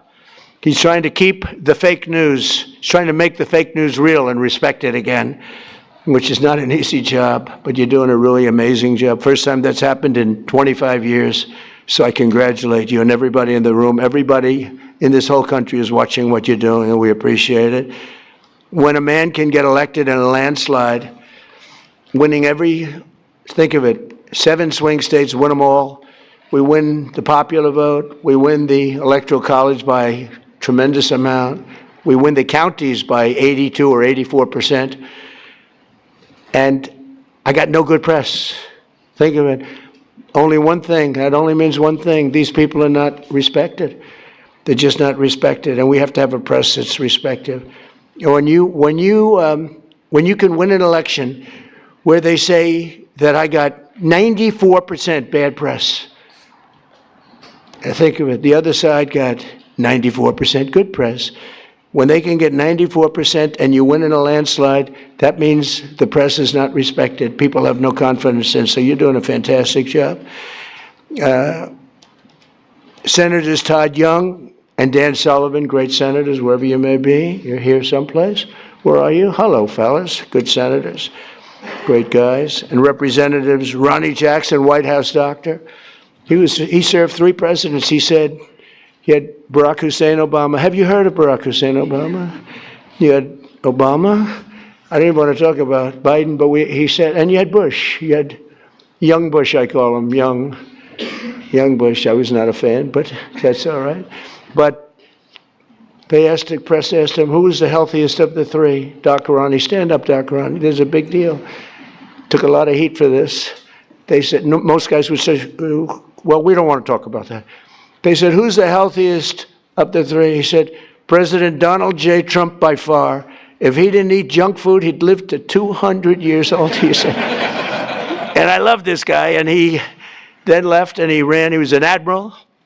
And he then left and he was a White House doctor, a very respected one. He saved a lot of lives. He was a great doctor. People don't realize that. And he then left and he said, sir, I'd like to run for Congress. I said, you've never done it before. You won't be able to pull it off. In a very, very all-Trump district, there were 28 people running. Man was retiring. He's been there for years.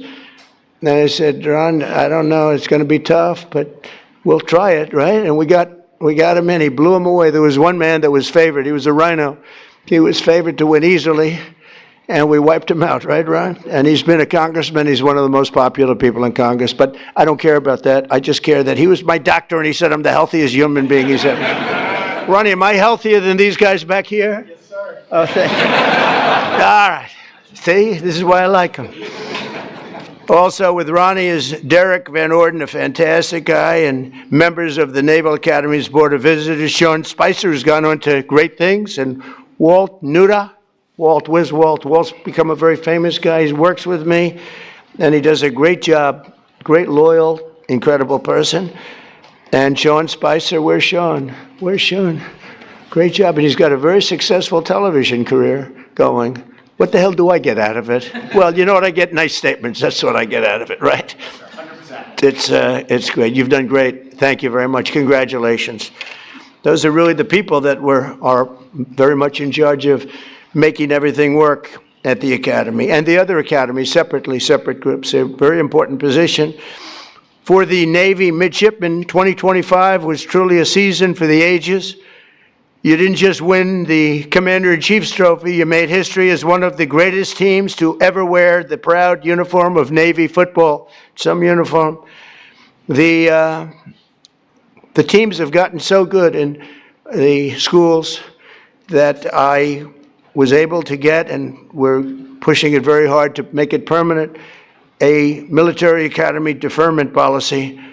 So, because you have some people here, you know, when I went on the field and I threw up a coin, I'm standing next to these guys, they were monsters. I said, look at the size of these guys. I thought they were supposed to be smaller. I thought you had sort of restrictions on size, you know? We got rid of that because some of these guys were extremely large. And we have the NFL teams here also. When whoever wins the Super Bowl, they come. The baseball teams, we had the Dodgers, we have them all. But I saw the size of these guys, so I got used to it. And I said, these guys are as big as the NFL. And at one of the visits a while ago, first term, they asked me, they said, sir, we have a hard time recruiting because a player, if he's really good, he can't do the 4 or 5 years in the military service. Could you would like to do a military academy deferment policy? I immediately knew what he meant. And we got it done. And it allows you to defer your service until after your career. So if you're going to the NFL for 10 years, so now everyone wants to join. So do I get credit for this successful team then? The superintendent's going to say yes. I don't know about the coach. I don't know about Kelly. But the coach, I think, it made your life a little bit easier. It was tough. It was tough for the teams when they used to have to play guys that were twice their size, right? So they did good. They had better heart. They have the best heart in the business, but size does matter. And so what we did is we got that so you have a deferment, so a lot of people are able to join now, and they do their service later. They're great patriots, but that would be a lot to ask. And I think it's helped your teams really compete at the highest level. The team was led by your incredible senior class, and that includes the co-captain and star quarterback, Blake Horvath, who is fantastic. Where are you, Blake? Wait a minute, you're a player. I was at that game. He's a player. Yeah, but good everything. You can run it, you can throw it. What do you think, NFL material? You have no choice, you have to. Thank you. Stay up here if you want. Look at this guy. He walks up. Most of them just stay there. Just, they don't want it. Very good. Look at him. I can't get rid of him. I can't stay there if you want. Come on, stay there. He's a quarterback. What the hell? But he ends his college career as one of the most accurate Navy quarterbacks of all time with an astounding almost 60% completion rate, second only to the man we just spoke about, Roger Staubach, who was unbelievable. He was unbelievable. He served 5 years, and then he came in, and came in at like 27 or something, and he was phenomenal as an NFL player. Likewise, senior wide receiver Eli Haydenreich scorched opposing defenses all year long. They've been writing about him, a lot of stories, setting a school record for receiving touchdowns. And you do need a quarterback for that. Where's Eli? Where's Eli? Come here, Eli. Get over here. Look at the size of this guy.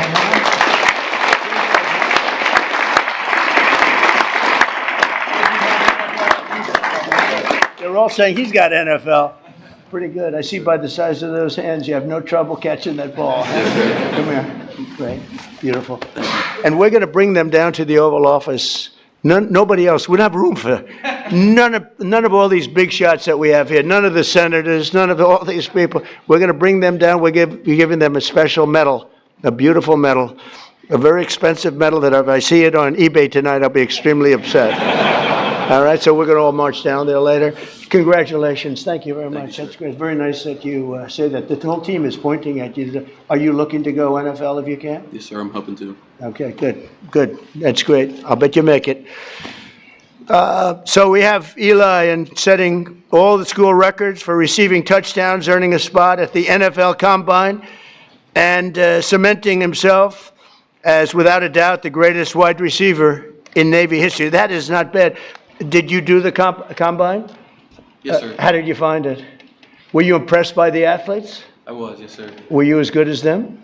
I like the... Were you better? They're all saying they like you. They're all saying he's better.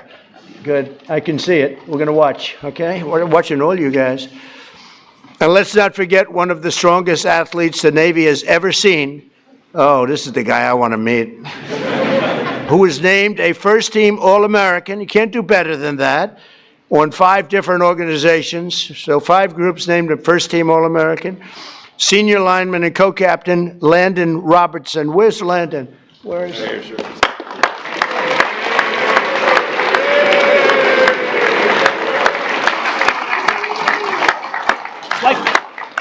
His arms are like steel. It just hurt my hand. I hit his muscle. It's like steel, man. We're not messing. You think I could take him in a fight? Yes. That's like Ronnie. Thank you. Congratulations. That's fantastic. So listen to this about Landon with a 665-pound squat and a 465-pound bench press. What about women playing in men's sports? Think we could have a woman take your position? Is there a woman out there? I don't think so. You know, we're trying to end that. No men. Think of it. No men in women's sports. Maybe I'll put Landon in women's sports for a little while. How ridiculous. I mean, you know, they say that's an 80-20 issue. No. That's a 99% issue. It's amazing. Thank goodness the Democrats keep pushing these things. Open borders, transgender for everybody, and they want to have men playing women's sports. So Landon has some really big records, and he's so strong that the team had to special order a longer barbell. I see, because the barbell would break. That's crazy. Is he the strongest one on the team? Is everyone? Huh? No doubt, with all you big, strong guys. Look at this guy at the end. What do you think, Landon? Look at that. He's a big guy. So thank you very much. We have a lot of fun at these things. I hope you. I love sports, and I love athletics, and I love competition. I love competition, and these guys are champions. But perhaps no single player better represents the heart and soul of this team than your 5'9", 174. I love those guys.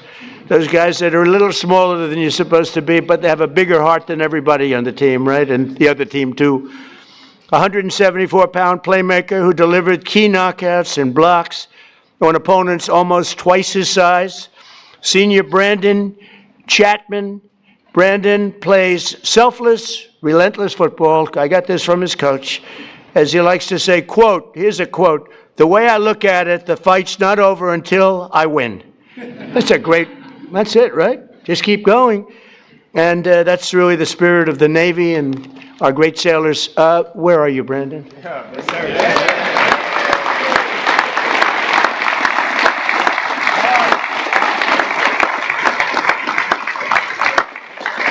They love them. Boy, I tell you, you don't have players like that. You don't win. You just can't win. You need people like Brandon, and they all have that big heart. It's very tough when you get into that elite group. When you beat those schools that are big and powerful, it's a pretty amazing thing. This group of winners opposed and opened the 2025 season with 7 straight victories, including a thrilling win over one of your top rivals. It's always tough, too, Air Force. Coach, Air Force is always tough. What is that? I mean, they're always tough. You beat them, but they always seem to have a good record, and they always seem to do well, right? But no problem with this team, right? What was the score you won by, Coach? Was it a close game or not that close? I think we won by 3. 1 by 3. You won a couple of close ones, but you won. Doesn't really matter as long as you win, right? Yes, sir. So that's great, Coach. But as every Navy football player knows, you don't make it to the White House unless you also triumph over Army on that second Saturday of December, which is the whole deal. I was at that game. It was amazing. It was an amazing game. The spirit, and I have to say, they introduced Trump. The place went crazy. There were no, let's give a little boo. There wasn't a boo in the house. Even the fake news couldn't say. I've gone to games where I would say I got 97%, but there might be one person, boo, boo. They cover that person, they interview that person becomes a star. But they couldn't find any person at that game. That was some game. It was some scene in the historic 126 Army-Navy football game.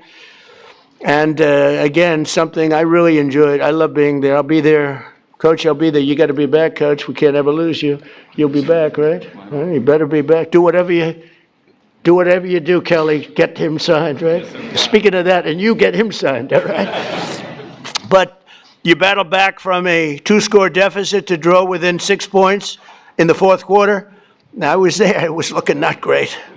It was not looking great. Fellas, you know, I can't say I was rooting for you, but I did want to see that commander-in-chief deal. Is a big deal, right? And it only happens if you win, and it wasn't looking great. With time slipping away, Navy mounted one final drive, and you marched downfield, nearing the goal line after running back Alex Teska broke loose into the secondary, which was amazing, for a huge 24-yard gain. Okay, where's Alex? Where's Alex? I saw Alex before.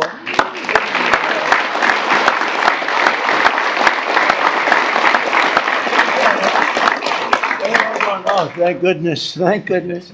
That was fantastic. I watched that because it was not looking good until you did that. After you did that, the momentum shifted, right, Coach? The coach was saying, I don't know, I got a problem. And then he did that. We all felt good. That's great. Congratulations. That's beautiful. That's amazing. So Alex did his job, and he did a fantastic job. But every football player knows, every single one of them, that you don't have heart, you don't have that. You can have all the strength, like Brandon, you can have all the strength you want, but if you don't have heart, that's exactly what Alex showed, and he's another one that's known for that.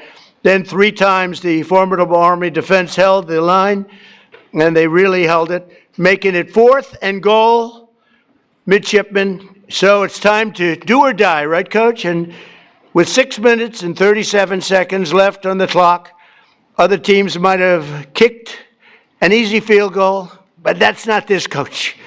Coach, did you have a call? Did you call up the superintendent and talk to him like, what do I do? Or did you just say, let's go for it? I think you said go. I think you just go for it, right, Coach? But not this team with this coach, with the Commander-in-Chief's trophy on the line, which is a big deal. Blake dropped back in the pocket, surveyed the field, delivered a strike across the middle to Eli for a touchdown, and secured victory over Army in one of the most iconic moments in Navy football history. I wouldn't say in Army football history. I guess it was iconic also, but not quite in the same manner. But I watched that. That was incredible. The annual Army-Navy game is truly one of the most special occasions in all of sports, but in recent years, the college football playoff expansion has encroached on this sacred 4-hour time slot traditionally reserved for Army-Navy. So, what did I do? I went out. I don't know if I could have pulled it off. I have much more power in my second term, don't you think? What do you think? Would you say, Brandon? Much more power. First term, I don't know if I could have gotten away with this, but what did I do? I went out and said, I'm going to sign an executive order to ensure that the second Saturday in December is preserved exclusively. Nobody's playing football. Not Ohio State against Notre Dame. Not LSU against Alabama. Nobody's going to play football for 4 hours during that very special time of the year in December. It's preserved forever for the Army-Navy game. Now, if you don't want to watch football, you don't have to. But if you want to watch football, you're only watching one game. You're not watching 19 different games, all of them in many ways big. So, Coach, that puts a little pressure because the whole world's going to be watching. So nobody else is going to be allowed. Of course, we'll probably get sued at some point, because we always get sued. But we win those suits, and we'll win this one. The only game that's going to be played, so we preserve that time, no matter who it is. You're playing the Army-Navy game. It keeps it special. We like it, right? Are you okay with it? Huh?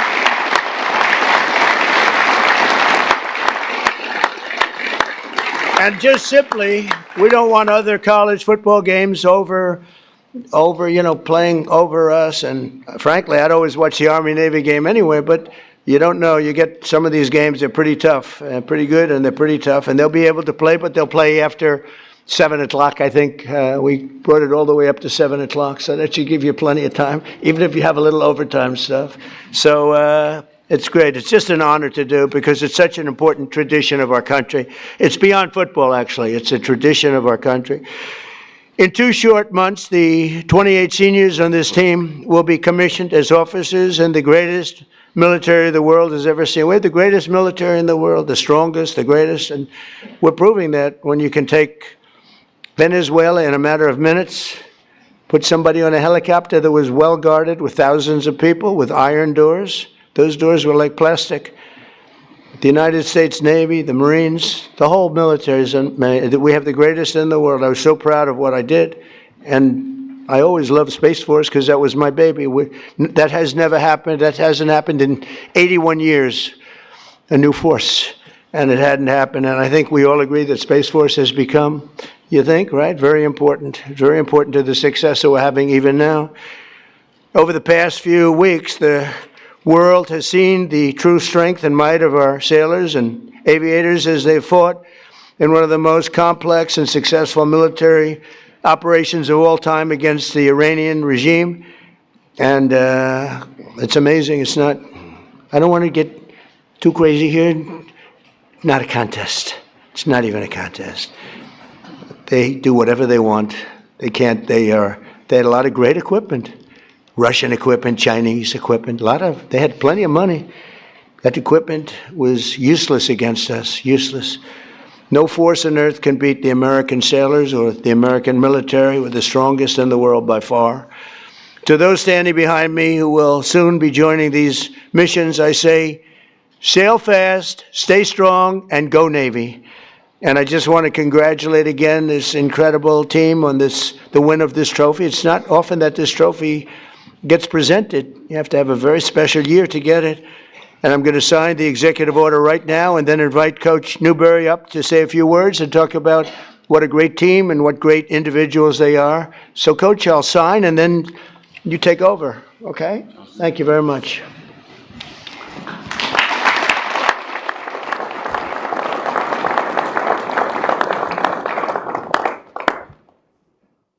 This is not an auto pen. Can you imagine taking it and say, would you please have this signed? Somehow, I don't know how they got by that, but it didn't work. Let's go.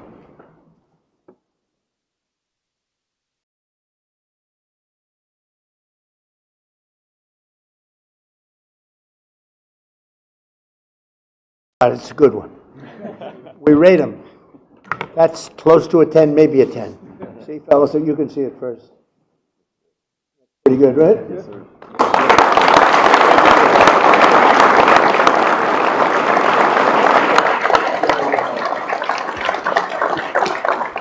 And what I'll do is I'll give these out also. If you can get them down to the office, you're going to get that.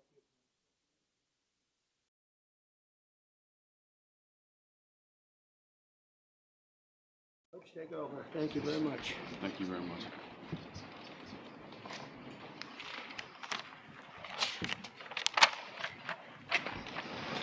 Good morning. Thank you, Mr. President. Thank you for signing that executive order and protecting the sanctity of the Army-Navy game. It's a game with a soul, and it deserves to be protected. Thank you very much. Thank you to you and your staff, your gracious hospitality, and for making today's ceremony possible. And thank you to the distinguished guests and everyone in attendance for being here to recognize this team and this exceptional group of young men. On behalf of our players, our staff and their families, our superintendent, General Michael Book-Schulte, and our athletic director, Michael Kelly, it is truly an honor to be here. We're grateful and humbled to be back again. As I shared last year, it's been our goal to return to this stage many times during your tenure, Mr. President. There's no higher honor in our program than standing here representing the Naval Academy, the entire brigade of midshipmen, the Brotherhood, and all the men and women who serve and have served in our Navy and Marine Corps. These young men understand that wearing the Navy uniform comes with a responsibility greater than football. Each day they strive to live up to the core values of honor, courage, and commitment, and the standards of those who came before them. Leaders of character who have gone on to serve our country with distinction. What they accomplished this season is a direct result of that ethos and mindset. The players here on stage and to my left in the audience are some of the very best our country has to offer. In just a little over 2 months, these 28 seniors standing behind me will graduate and commission as officers in our Navy and Marine Corps under your command, Mr. President. They will do so with character, discipline, and the values that define this institution. I also want to recognize our fellow service academies, the United States Army and the United States Air Force. The rivalry we share is among the greatest traditions in college football, but it is grounded in deep and enduring respect, because we know that one day many of these young men may stand shoulder to shoulder in defense of our nation. The Commander-in-Chief's trophy represents the commitment, discipline, teamwork that define the future leaders and warfighters of our armed forces. Every day our players balance the demands of Division I athletics with the responsibility of preparing to serve as officers. That challenge forges the character this trophy represents. In our view, it is the most meaningful and honorable trophy in all of college sports. To our families, alumni, and the countless people who support the Naval Academy, thank you. Your belief in these young men and what this institution stands for makes moments like this possible and special. Mr. President, thank you for hosting us today and for your continued support of the men and women who serve our great country. This time, I'd like to bring our two captains, Lana Robinson and Blake Horvath, up to present you with a couple of gifts. Great, thank you.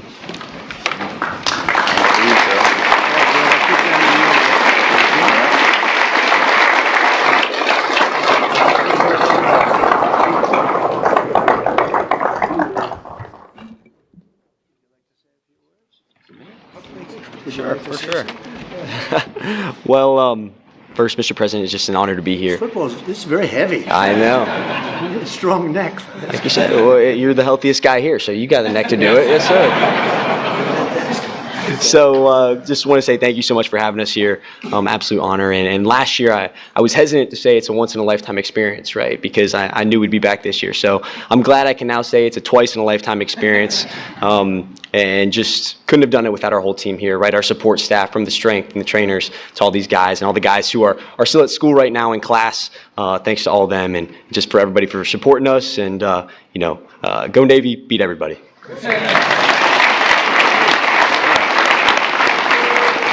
Absolutely. First off, thank you, Mr. President, for the opportunity to be here. Blake said most of it, but I'm just so thankful to all my teammates and all my coaches for all the hard work they've put in. It's very hard to go 11-2 in the season, but I couldn't be more proud to play for Navy football, and I couldn't be more proud to represent the United States Naval Academy. So go Navy, beat Army forever.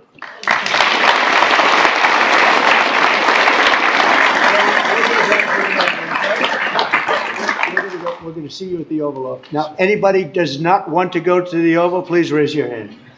Okay, I'll see you in the Oval. I had a feeling you were going to do that. Thank you. See you in a couple of minutes, okay? We have something for you. Thank you, everybody, very much. Thank you.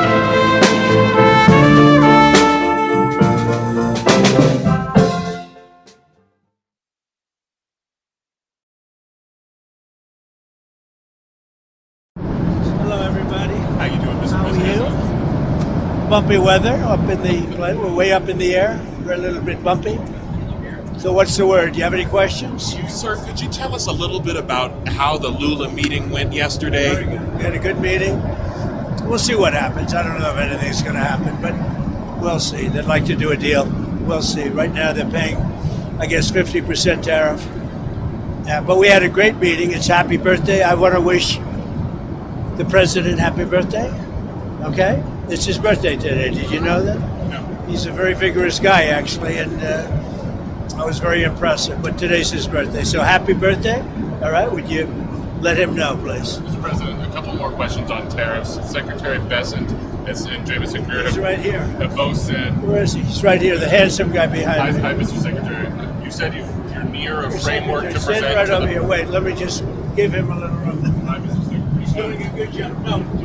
Get over here. We also have Marco here. Can you give us a status on the preliminary talks with the Chinese and where that sets things up for Thursday's meeting? So we had a very good meeting, Jameson and myself, with our counterpart, the Vice Premier, and we have a framework for President Trump, President Xi to decide on, and we discussed a wide range of things from tariffs, trade, fentanyl, substantial purchase of U.S. agricultural products. And rare earths. And, right? rare earths.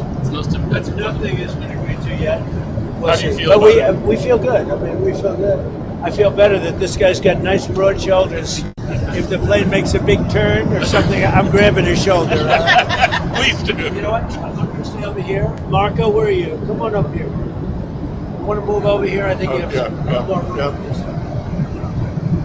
Sir, This is the greatest team ever assembled. President, you know that if I weren't elected president, in my opinion, every automobile company in the United States would be either bankrupt or very close to it. And instead, they're hitting record highs. Their stock is through the roof. You saw Ford and you saw General Motors yesterday go up big. It's all because of tariffs. If it weren't tariffs, it'd be just like it's been for the last 30 years, where we lost about 52% of our automobile manufacturing business. In my opinion, whether it be now or very shortly, if it weren't for what I've done as president, every automobile company in America would be bankrupt. Instead, they're doing phenomenal business. That's all because of tariffs. All right. You on the flight yesterday, you sent out your Truth Social about the Canada tariffs. Can you walk through when you expect those to take effect? And can I ask why? I don't know. We're gonna let them know. Ronald Reagan loved tariffs. He used them sparingly, which he probably would make a mistake. He made a mistake in that. And again, I was the biggest fan of Ronald Reagan, but on finance, on trade, it wasn't his strong suit.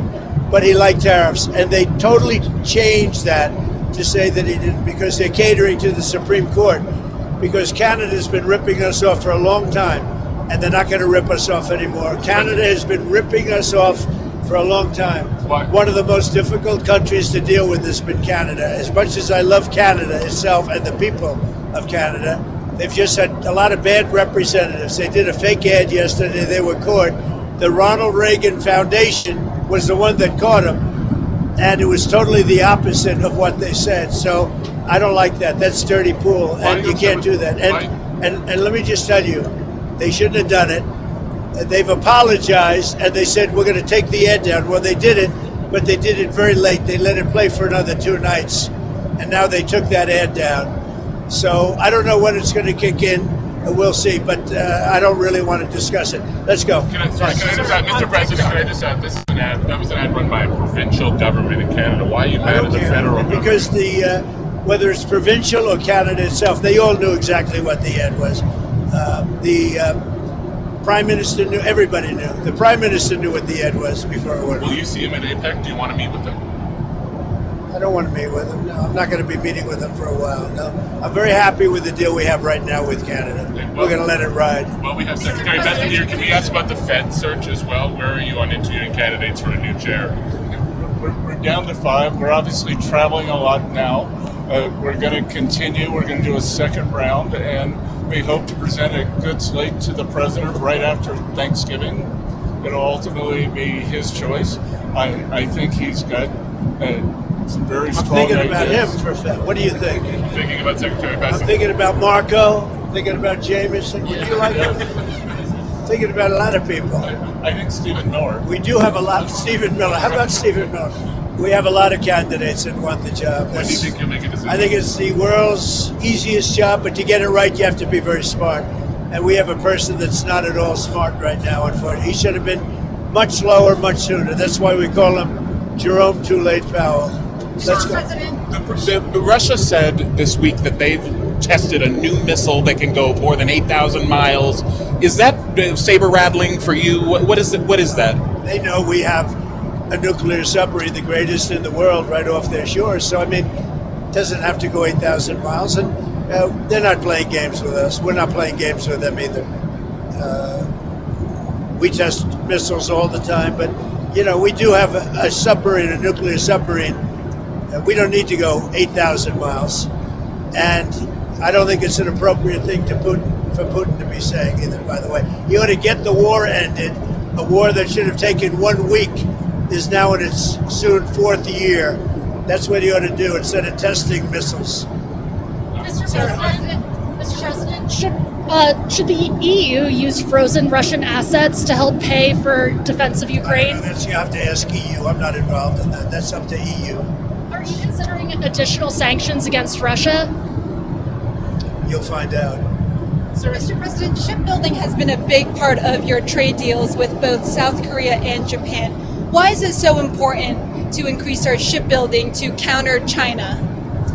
Well, pretty obvious answer to that, because we want more ships. We're going to be back in the shipbuilding industry. We have a lot of companies coming into our country now. They're going to start building.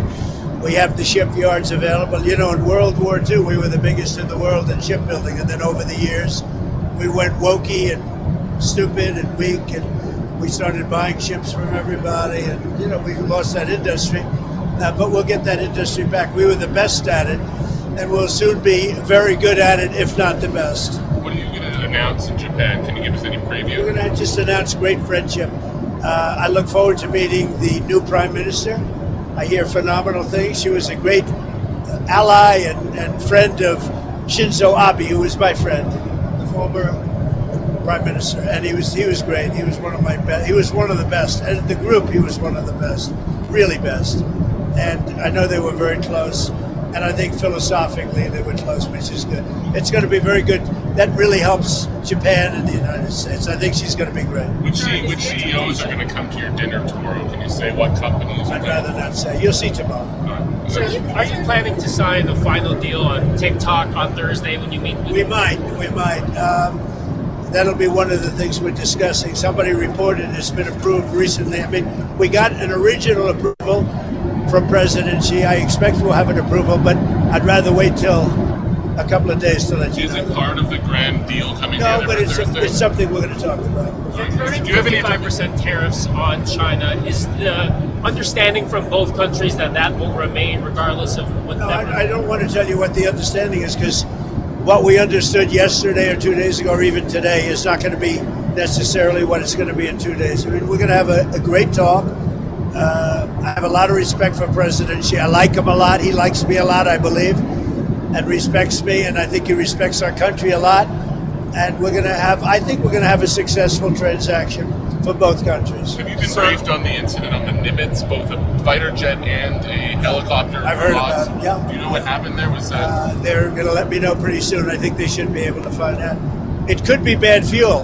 I mean, it's possible it's bad fuel. Very unusual that would happen to But you don't think there was foul play or anything? No, I don't. Security threat? No, they think it might be bad fuel. We're going to find out. Nothing to hide. We'll find out. Sir, has there been a snag in terms of the South Korea trade talks? How is that No, going? I don't think so, Scott. Has there? No, there are just a lot of details to work out. A very complicated deal, and I think we're very close. Do you expect to finalize that on Wednesday, or will it maybe not quite be done? I think not quite, but I think the overall framework is done. We're just getting crossing the T's, dotting the I's. That's what Ambassador Greer's team does, and nobody's better at it than they are. Mr. President, you want to say something? Sure. So with the Korea deal, there are a few parts to this. There's some, national security related issues, which are really, not my wheelhouse. Then we have some pure trade issues where they've had some non-tariff barriers to us for a long time, and we've resolved a lot of those, so that's great.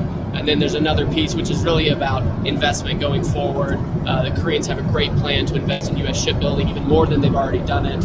And so they're talking right now, frankly, about how to implement Korean investment in the United States in the best way to make sure that we're... And especially towards shipbuilding. We're very much involved in getting the shipbuilding again, which really we should have never lost. Years ago, they lost that.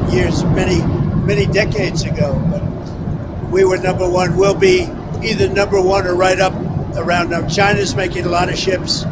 I take my hat off to them. Now, they wouldn't if we had that situation where we charged essentially a fee, but we're not looking to hurt their shipbuilding industry. Have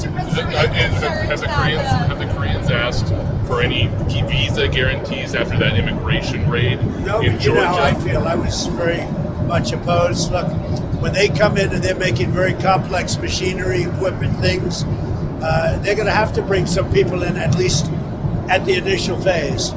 In that case, it was batteries. Batteries are very complex, and they're actually very dangerous to make. You can't just pick people off an unemployment line and say, we just, opened up a $2 billion battery factory. So we've got an understanding. And this is with the world. By the way, this is not just with South Korea. This is when they come into our country. We have a lot of factories being built by foreign interests.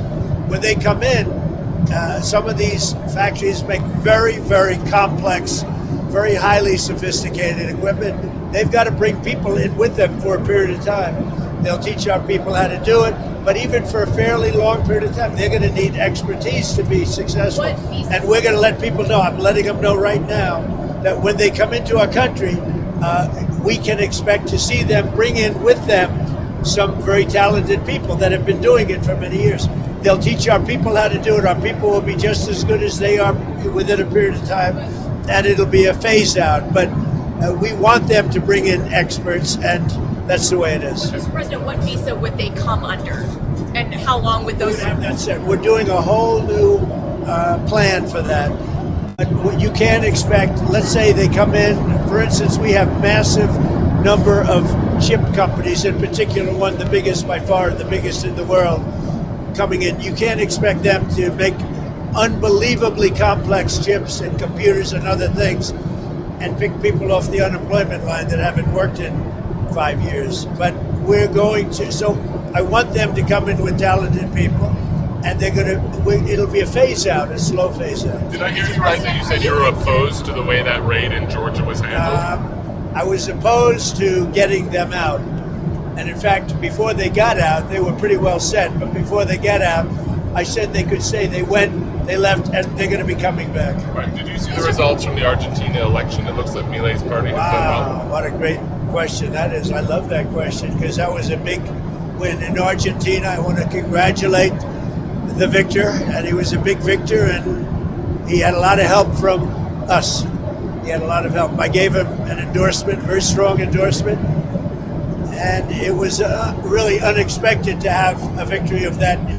People thought it would be hard to win, and not only did he won by a lot. So Argentina, that was a great thing, and I give Scott and I give Jameson, everybody, Marco, a lot of credit for that because, you know, we are sticking with a lot of the countries in South America. We're focused very much on South America, and we're getting a real strong handle in South America in a lot of ways, including the fact that we don't want their drugs. We don't want drugs coming into our country, and you're seeing that. You had suggested that you might not proceed maybe with the swaps plan or with the changes to beef purchases, depending on the result of that election. We'll see. We're going to take care of, look, we're going to take care of our ranchers one way, though. We have two situations. The ranchers for 35 years have done very poorly, the cattle people. They've done very, very poorly, and now they're doing well, but the price is up. So what I can see happening is we're going to take some beef because I have to get the price down. I want to get, most prices are down. If you look at energy and all the, I have things down, but beef is high, and the cattle ranchers are doing good. They backed me from day one. What we're going to do is we're going to make sure that they don't get hurt, but we have to also make sure that I get the prices down. I want to get the prices down like I did with eggs, like I did with lots of others. We had a couple of them where when I first took over, eggs were double and quadruple what they were. That was Biden's fault. A lot of this is Biden's fault too. And we're going to get the price of beef down, and I'm going to make sure the cattle ranchers don't get hurt. Mr. President, you talked about North Korea on your way here. Have you heard anything back from Kim Jong-un? I haven't mentioned it. I haven't said anything, but I'd love to meet with him if he'd like to meet. I got along great with Kim Jong-un. I liked him. He liked me. If he wants to meet, I'll be in South Korea. Would you extend your trip in order to try to meet Kim? Would you extend your trip in Asia in order to meet with him? Well, I hadn't thought of it, but I think the answer would be yeah, I would do that, sure. When you do, our last stop. When so it's pretty easy to do. Yeah, I would do that. When you do meet with him, sir, with Kim Jong-un, yes. What does the U.S. have to offer him? I didn't say him? I was meeting with him, but if he'd like to meet him around, you know, I'll be in South Korea, so I can be right over there. But what could the U.S. offer him at this point? Well, we have sanctions. Right? That's pretty big to start off with. I would say that's about as big as you get. Anything is like an inducement to do a deal? I just had a good relationship with him. I would love to see him if he wants to, if he even gets this message. We haven't mentioned anything, but he knows I'm going over there. If he'd like to meet, I'd love to meet him. Are you concerned about flights being halted at LAX due to shortages for air traffic controllers? Is there a way we could pay them? Yeah, there is, but the Democrats should just do a simple extension. The Democrats are holding it up. They want $1.5 trillion for people that came out of prisons, for illegal aliens that come into our country. We don't want to do that because that will really hurt the health care that we have in our country. And frankly, we'd like to see better health care, period. We're not looking to do that. The Democrats can solve that problem with air traffic control. All they have to do is say, the country's open. We only need 5 votes. The Republicans are with us. We only need 5 votes. So let's see what happens. I would imagine that gets taken care of. Not only the controllers, but other people too. How is your relationship with Elon these days, and is there a Doge 2.0? You saw that during Charlie's beautiful tribute. Elon came up. It's good with Elon. I like Elon. I've always liked Elon. Elon's good. Have you talked to him since the memorial? On and off a little bit. Yeah, very little. Nothing much. Look, he's a nice guy, and he's a very capable guy. I've always liked him. He had a bad spell. He had a bad period. He had a bad moment. It was a stupid moment in his life. Very stupid. I'm sure he'd tell you that. But I like Elon, and I suspect I'll always like him. Sir, what are your thoughts on the continued protests outside immigration centers in Chicago? Well, when people come into our country illegally, especially in terms of speed, the very bad ones, murderers, because we've had murderers came in through the Biden administration. We have very tight borders now, but we had open borders. Incredibly, we had open borders. What were they thinking? But we have murders. Over 11,000 murderers came in. Many of them murdered more than one person. We want those people out.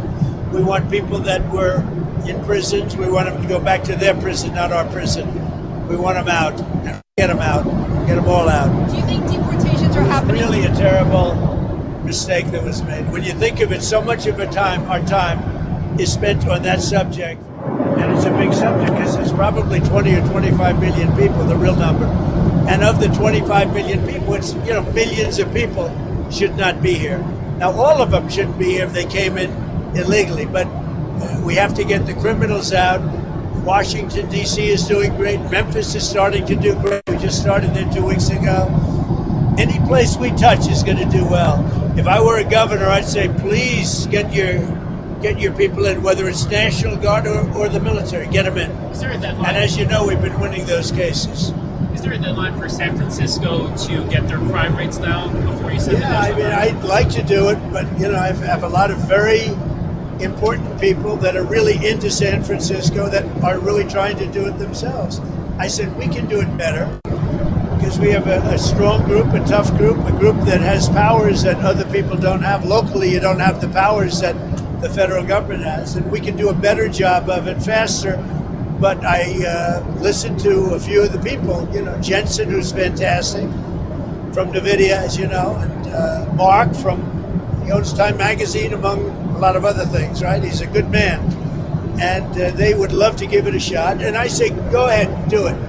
And I would have done that with Chicago, but Chicago is very far along the way. We have to do something with that. If I have a lot of friends influential in Chicago, if they call me, maybe I do the same thing, but we have to save Chicago immediately. We can do that pretty easily, but we have to get in quickly. Can I go back to Argentina quickly? Yeah. What do you think the state of the fiscal situation is there now? Do you think you'll have to do another Well, we have the all-time deal? expert right here. I think right now we've made a lot of money based on that election because the bonds have gone up, their whole debt rating has gone up. That election made a lot of money for the United States. Now, we're not in that for money per se, but if you look at the value of the bonds, the debt, Scott, you go ahead, please. Yeah, I think the great victory in this election, President Milei, I think he is going to expand his coalition, and they have some big refinancings next year. But the Argentinian people have spoken. President Trump, that they know that the U.S. is their ally. Thanks to President Trump, we're behind them, and that they're going to be able to fix their fiscal and keep on the road. He's working against 100 years of bad policies, and he's going to break them thanks to the support for the United States. And we're helping other South American countries also, as you know. Will they need more support, or would you consider it if they need it? They might. Yeah, we would consider it. I think there'll be a good shot. Yeah, we think the market's going to do it from here now that he's gotten over this. As I always said, this was a bridge.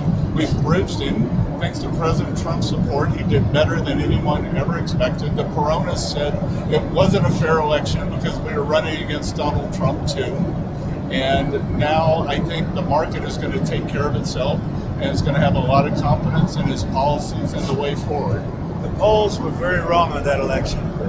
I mean, the polls really got it wrong. That was an election they said was going to be lost, and not only was it won, but it was won by a lot. And maybe we did help. I hope we helped. Sir, for you or Secretary Rubio, over the weekend, Israel assassinated the military official of the Palestinian Islamic Jihad movement. Does that violate the ceasefire law between Israel and Hamas, or are they treated as a separate group? You're talking about the strike against the Palestinian Jihad individuals? Yes. Yeah, look, Israel didn't surrender its right to self-defense. Obviously, the ceasefire is based on obligations on both sides. By the way, we'd also like to see Hamas speed up the return of hostage bodies. We still have 13 hostages, 2 Americans included. But we don't view that as a violation of the ceasefire. They have a right. There's an imminent threat to Israel, and all the mediators agree with that. How transparent is the Trump administration? You got Scott, you got Jameson, you got Marco. We're not saying you please don't ask this question. You can ask anything you want.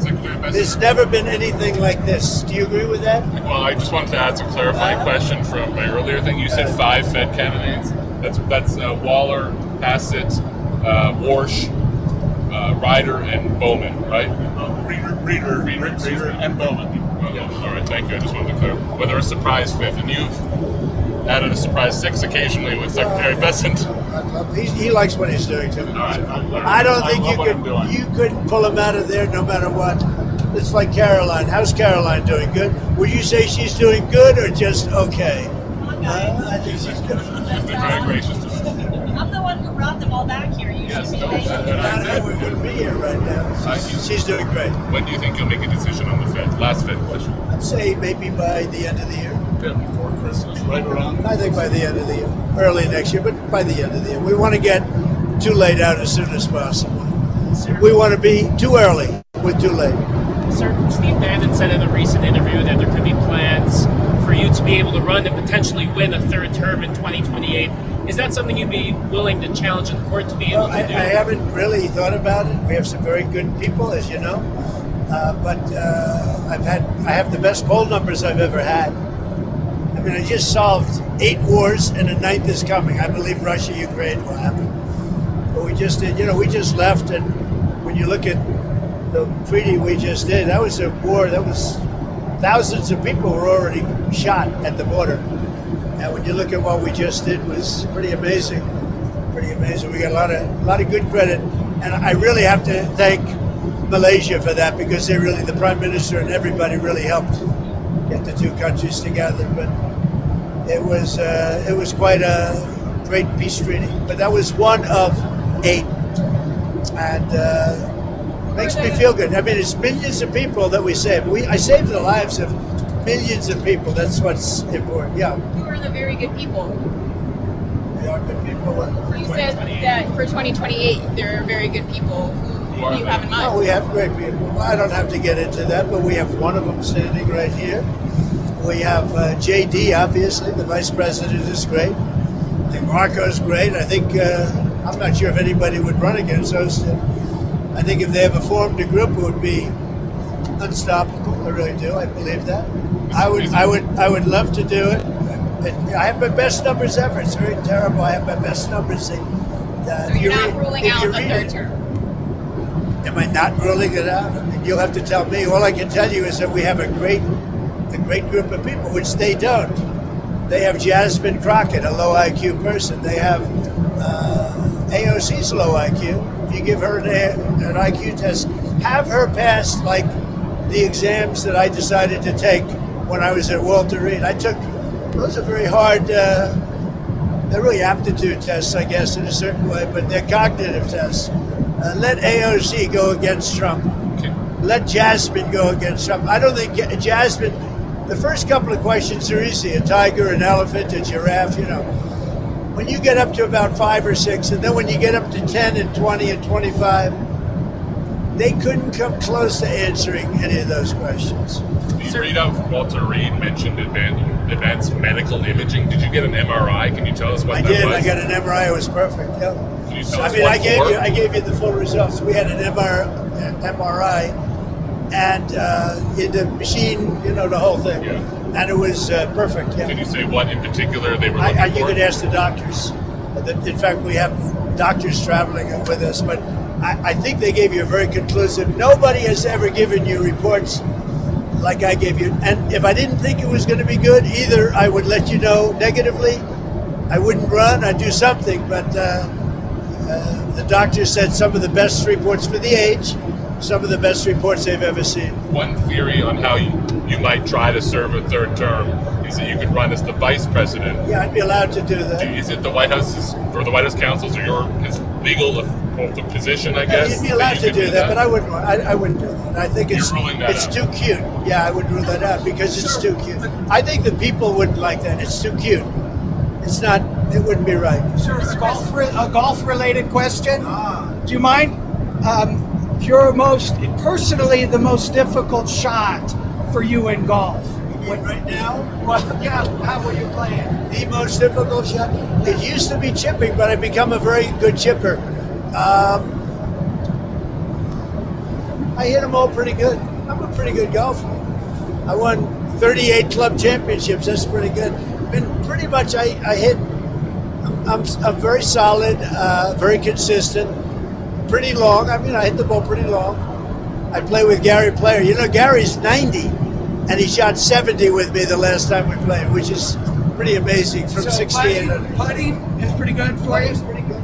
Putting used to be. I'd say putting used to be the best, but I'd say putting is pretty good. Sir, can I ask just one more trade question? There were some tweaks to the Vietnam deal where they're going to have some zero tariff items that can come into the United States. Yeah. Why was that change made? I don't know. That's just there's a handful of things like coffee, etc. The type of stuff we don't make in the United States or grow, like climatologically we can't. So it makes sense if people are going to do a deal with us, we'll give them a good deal there. But overall, 20% on Vietnam. And we want to get coffee down a little bit. So just to clarify, technically, that was stuff that was at 20 and now will be brought to zero. Is that? Well, it's just brought to whatever congressional level of tariff there is, right? I mean, this is, we have a huge deficit with Vietnam, and so they've taken down all their tariffs to zero on everything. All gone. All the non-tariff barriers gone. They're going to accept all our autos, all our standards, all of that. We have 20%. Which, by the way, people said impossible to get. They did say impossible. They're all gone. Yeah. And so we just have a few items like that we can't grow or extract from the ground in the United States. Certain spices, right, that we don't grow in America, that kind of thing. How worried are you still about the risk of transshipment through Vietnam from China? So part of the deal, they've agreed to a duty evasion agreement with us, and if we catch them doing it, we can charge an additional 40%, right? On top of the 20? That's right, yeah. And that's an executive order that's already in place. You guys have a very interesting couple of days. We have Japan. And then we have South Korea, but we have China coming, and it's going to be very interesting. I have a lot of respect for President Xi, and we are going to, I think we're going to come away with a deal, but I really feel good. Our country's doing so well economically. It's doing so incredibly well. The Democrats should let it open. I guess they don't do that because it's doing so well. It's too bad, but on the macro scale, it's not having that kind of an effect. We just want people to get paid. We think it's very unfair. And how about the man that put up $130 million to make sure our military got paid? You won't tell him who I won't tell you, but this is a person that called me that said, sir, I'd like to make a contribution of any difference needed for the United States military. I said, I don't know, that could be a big number.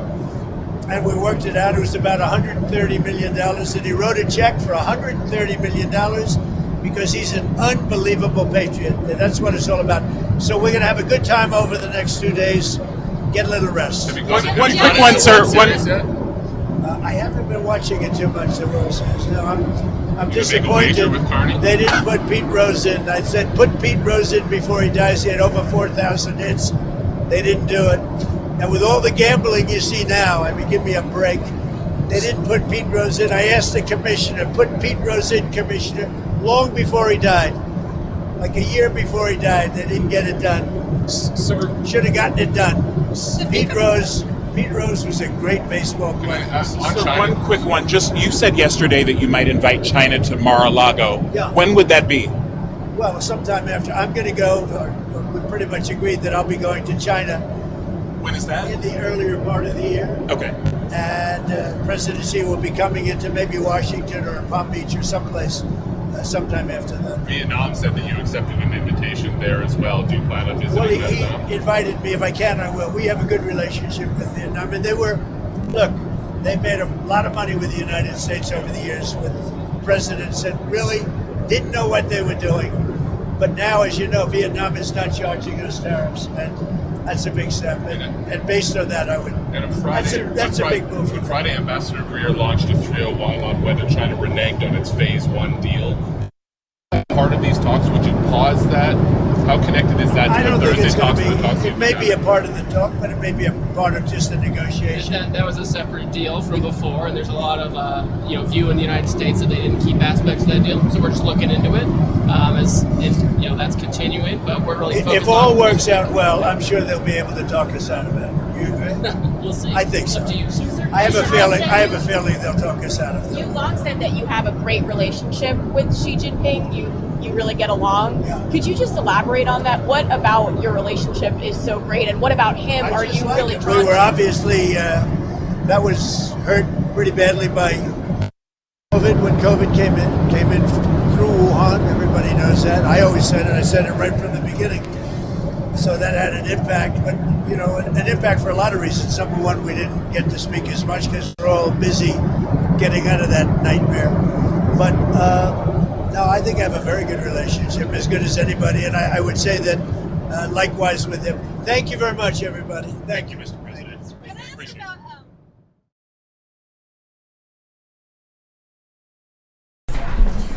Mr. President, we just have two quick proclamations for you to sign today. The first, today is Leif Erikson Day. Leif Erikson was a famous Viking explorer who discovered the coast of Newfoundland over a millennium ago. This is a hugely important holiday, particularly to Scandinavian Americans who celebrate his legacy as a great explorer, as a devout Christian, and really just a fascinating individual in the history of our continent. Sweden and various other countries. We have a lot of people from Sweden. A lot of Scandinavians. This is very important for Scandinavians, and it's a great honor. Okay, and now you have another one that's, this is like I think very non-controversial, frankly, but some people would say it's controversial. Go ahead. This is like Explorer Day for you, sir. Today we have your Columbus Day proclamation for Monday, which we're signing a bit early.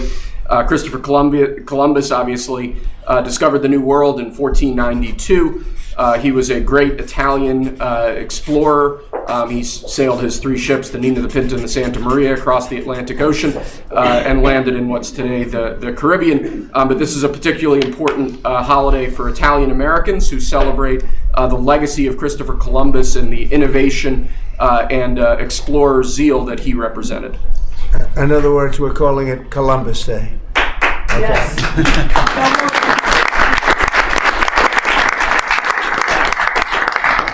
That was the press that broke out in applause.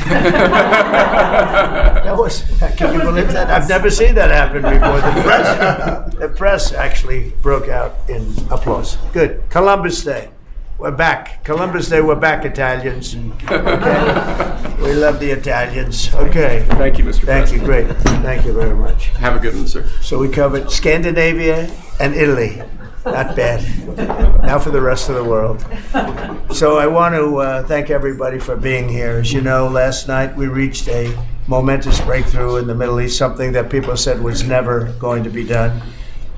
We ended the war in Gaza and really, on a much bigger basis, created peace. And I think it's going to be a lasting peace, hopefully an everlasting peace. Peace in the Middle East. We secured the release of all of the remaining hostages, and they should be released on Monday or Tuesday. Getting them is a complicated process. I'd rather not tell you what they have to do to get them. There are places you don't want to be, but we are getting the hostages back on Tuesday, Monday or Tuesday, and that'll be a day of joy. I'm going to try and make a trip over. We're going to try and get over there, and we're working on the timing, the exact timing. We're going to go to Egypt, where we'll have a signing, an additional signing. We've already had a signing representing me, but we're going to have an official signing. And the amazing thing is all of the countries over there, from Qatar to Saudi Arabia to UAE to all of them, I mean, the rich ones, the less than rich ones, they've all come together, something which is amazing, actually. They've all come together for this, and they're really probably the best relationships they've ever had. So it's been really something incredible that nobody thought it was possible to get it done. and very importantly, the hostages are coming back. As you know, they consider them hostages. They talk about them as hostages, but there are approximately 28 dead people, mostly young, mostly men, but and boys. I mean, boys. The one woman talked about her baby. Her baby's 25 years old, but you know, to her it's her baby, and we're bringing them home. We're getting everything, and to those parents, the dead young man is just as important, as though this person were alive. It's amazing. I've never seen anything quite like it. I've been very much involved. I've never seen anything quite like it. But it's really peace in the Middle East. And you remember October 7th was terrible, but also from the Hamas standpoint, they probably lost 70,000 people. That's big retribution. That's big retribution. But at some point, that whole thing has to stop, and we're going to see to it. Gaza is going to be slowly redone. You have tremendous wealth in that part of the world by certain countries, and just a small part of that, what they make will do wonders for Gaza. And I think you're going to see some tremendous countries stepping up and putting up a lot of money and taking care of things. But there's tremendous spirit like I haven't seen. And even the news, I won't call it fake news for this purpose, because they really were very fair today, I must tell you, in all cases. But they covered it very well. They covered it very fairly. Everybody loves it. Everybody. People that were never giving us a fair shake, frankly, they can't even believe it. They're so they're amazed by it. A lot of people are. But it was just everything came together. I think the attack was very important on Iran, because let's say that didn't happen, they'd probably by now have a nuclear weapon, numerous nuclear weapons, and therefore, even if we signed a deal, there'd be a big dark cloud over it, and it wouldn't be the same thing. So Iran's different, but Iran wants to work on peace now. They've informed us, and they've acknowledged that they are totally in favor of this deal. They think it's a great thing. So we appreciate that, and we'll work with Iran. As you know, we have major sanctions on Iran and lots of other things. We'd like to see them be able to rebuild their country too, but they can't have a nuclear weapon. So I want to express my tremendous gratitude to the leaders of Qatar, Egypt, and Turkey for helping us reach this incredible day and for being there. They were there with us all the way. And of course, as you know, Saudi Arabia and Jordan and so many. I will tell you, President Erdogan was personally involved in dealing with Hamas and some of the others. He's been great. They've all been really amazing. Indonesia's been amazing. Indonesia's been fantastic. The whole world has come together for this. People that didn't get along, people that didn't like each other, neighboring countries that frankly didn't like each other, but now it's just this moment in time. So we look forward to welcoming the hostages, like you can't believe, home to their families, and that'll take place early next week. We hope Monday or Tuesday. And all Americans should be proud of the role that our country has played in bringing this terrible conflict to an end. And I want to thank, some of the people, JD, you were fantastic, and Pete, you were great. Marco was fantastic. Some of you were very much involved. I'm looking around. So indirectly, I think almost everybody in this room was involved. Susie, I want to thank you very much. You were incredible. You've done an incredible job.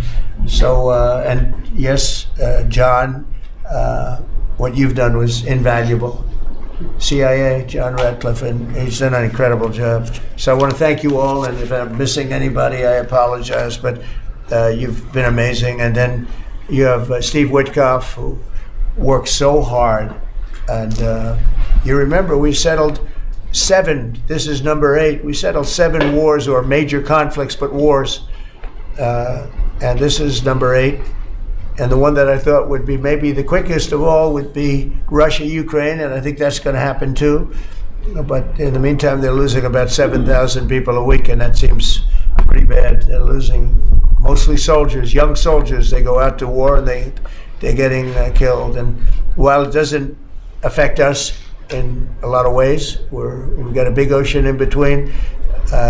You don't want to see that happen. It was a big mistake. That war should have never happened. It would have never happened if I were president. So we're here this morning for a cabinet meeting as my administration continues to deliver for the American people, despite the radical left lunatics that shut down our government. You have Democrats that they've lost their way. They have no leadership. We don't even know who to deal with over there. At least they know who to deal with. We have no idea who we're dealing with over there. It's like they have no idea what they're doing. Republicans have voted repeatedly to pass a clean, nonpartisan bill to reopen government at the same funding levels. We're not going to do anything only good for health care. We're really, I think, become the party of good health care. And they keep using health care as a cudgel. They want to try and get everyone thinking about health care. We're the ones that are saving health care. In fact, one of the things we're doing is we're going to be reducing the cost of medicines by 100%, 200, 300, 500%, and even more than that, because as you know, we're in the process of favored nations right now. We've exercised a clause because we were subsidizing the entire world. The entire world pays a fraction of what the United States has been paying. And we've already, numerous Pfizer and other companies have already signed, and other countries are a bigger problem because they've been getting a subsidized rate. We've been paying for years. This has gone on for 30 years. We've been reducing the rate of drugs for other countries because we've been paying much more than we're supposed to. And they used all sorts of ideas like research and development. I said, what about Germany? What about these other countries? Aren't they paying? No, we have to pay research and development. It was all nonsense, and I couldn't listen to it anymore. So it's a very radical, big, tough shift. Very tough. We got a lot of things going up there. But, you know, and you probably heard me say this in my first term, I think it was my third year, we reduced drugs from the beginning of the year to the end of the year. And I was so proud of it. I actually had a news conference to announce it, and it was 1/8 of 1%. Think of that, which is barely a reduction. But it's the first time in 28 years that there was a reduction in drug prices for the year. So from the beginning to the end, it was 1/8 of 1%. And I was so proud of myself. I did something that nobody else could do. But when I started to think about it, I said, doesn't make sense. And then I'm starting to look at numbers where a pill or a treatment or some pharmaceutical product is selling in Europe for 10% of what we pay for in New York City or in any one of our places and cities, states. And then I see people leaving for other countries to go buy their pharmaceuticals, where they make journeys to various other countries, including Europe, where they got the best bargains of all. And I put an end to it. It's over. And now we're, in major, I guess, disputes, but we're winning the disputes by a lot. With the countries, a couple of countries said, we won't do this. I said, well, it's unfair that we're paying 10%, and, you're paying just a fraction of what we're paying for the same product made in the same plant. And they said, well, we're not going to do it. I said, that's okay. You don't have to do it, but I'm going to put a tariff of 9% or 7% or whatever the amount of money is, and I'm going to put a tariff on your country for the amount of money that you're taking advantage of us for. No, you can't. I said, yeah, I can do that. I'm going to do that. And they would immediately agree. And I'd make the tariff substantially more than the number we're talking about.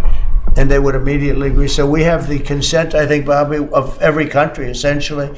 They know that if they don't do it, we're going to put a tariff on for double the price, and then they're going to do it. So we never had that before. You never had anybody in here that knew what the hell they were doing, I'll be honest. It really it makes me angry, because for years and years, and this started many years ago, and basically we subsidize the world. So this is going to have a huge positive impact on Medicare, Medicaid, even Social Security. But anything where there's pharmaceuticals, drugs involved, it's going to have a tremendous impact.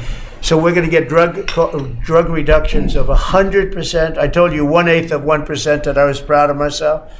Now you're going to get 100%, 150%, 200, 300, 400, 500%.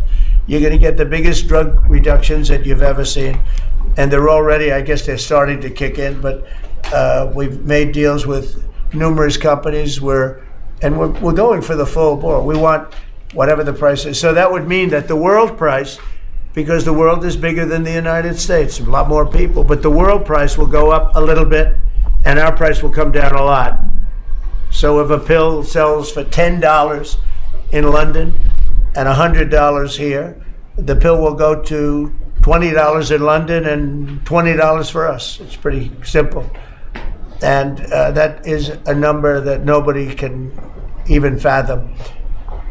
It's a little like tariffs. Nobody knew how big they were. Nobody knew until they started seeing the trillions of dollars that have come in. I don't know why they didn't understand it. It's something they should have understood. We were taken advantage of for years with tariffs, and now I don't want to say we're taking advantage, but we've become a very strong country because of the money that's coming in. Republicans have voted repeatedly to pass a clean, nonpartisan bill to reopen our government, and remember, at the same funding levels both parties have supported in the past. So the radical Democrats have chosen to put the economy of our country. We have the best economy we've ever had. We had the best economy in my first term, but we have an economy that's blowing it away. And we have the Democrats that are trying to obstruct. They don't want to have a good economy. I don't think they want to have a good country. That's why they try and stop our law enforcement from doing what we did in Washington, D.C. Washington, D.C., we have a great, safe, beautiful capital right now. Beautiful. It's so safe. You can walk down the street. Numerous people standing before me were mugged. And you're not going to get mugged anymore. We have a safe capital, one of the safest. We took it from one of the most unsafe places to one of the most safe places in the country. And we also beautified it, and we're in the process of doing even more so. So we're very proud of our capital. Again, we were embarrassed by our capital. A lot of people being killed that come from Iowa, Indiana, Florida, that come up and they end up getting shot. They're not getting shot. We moved out 1,700 people approximately, right? Approximately 1,700 hardened criminals, career criminals. They moved them out.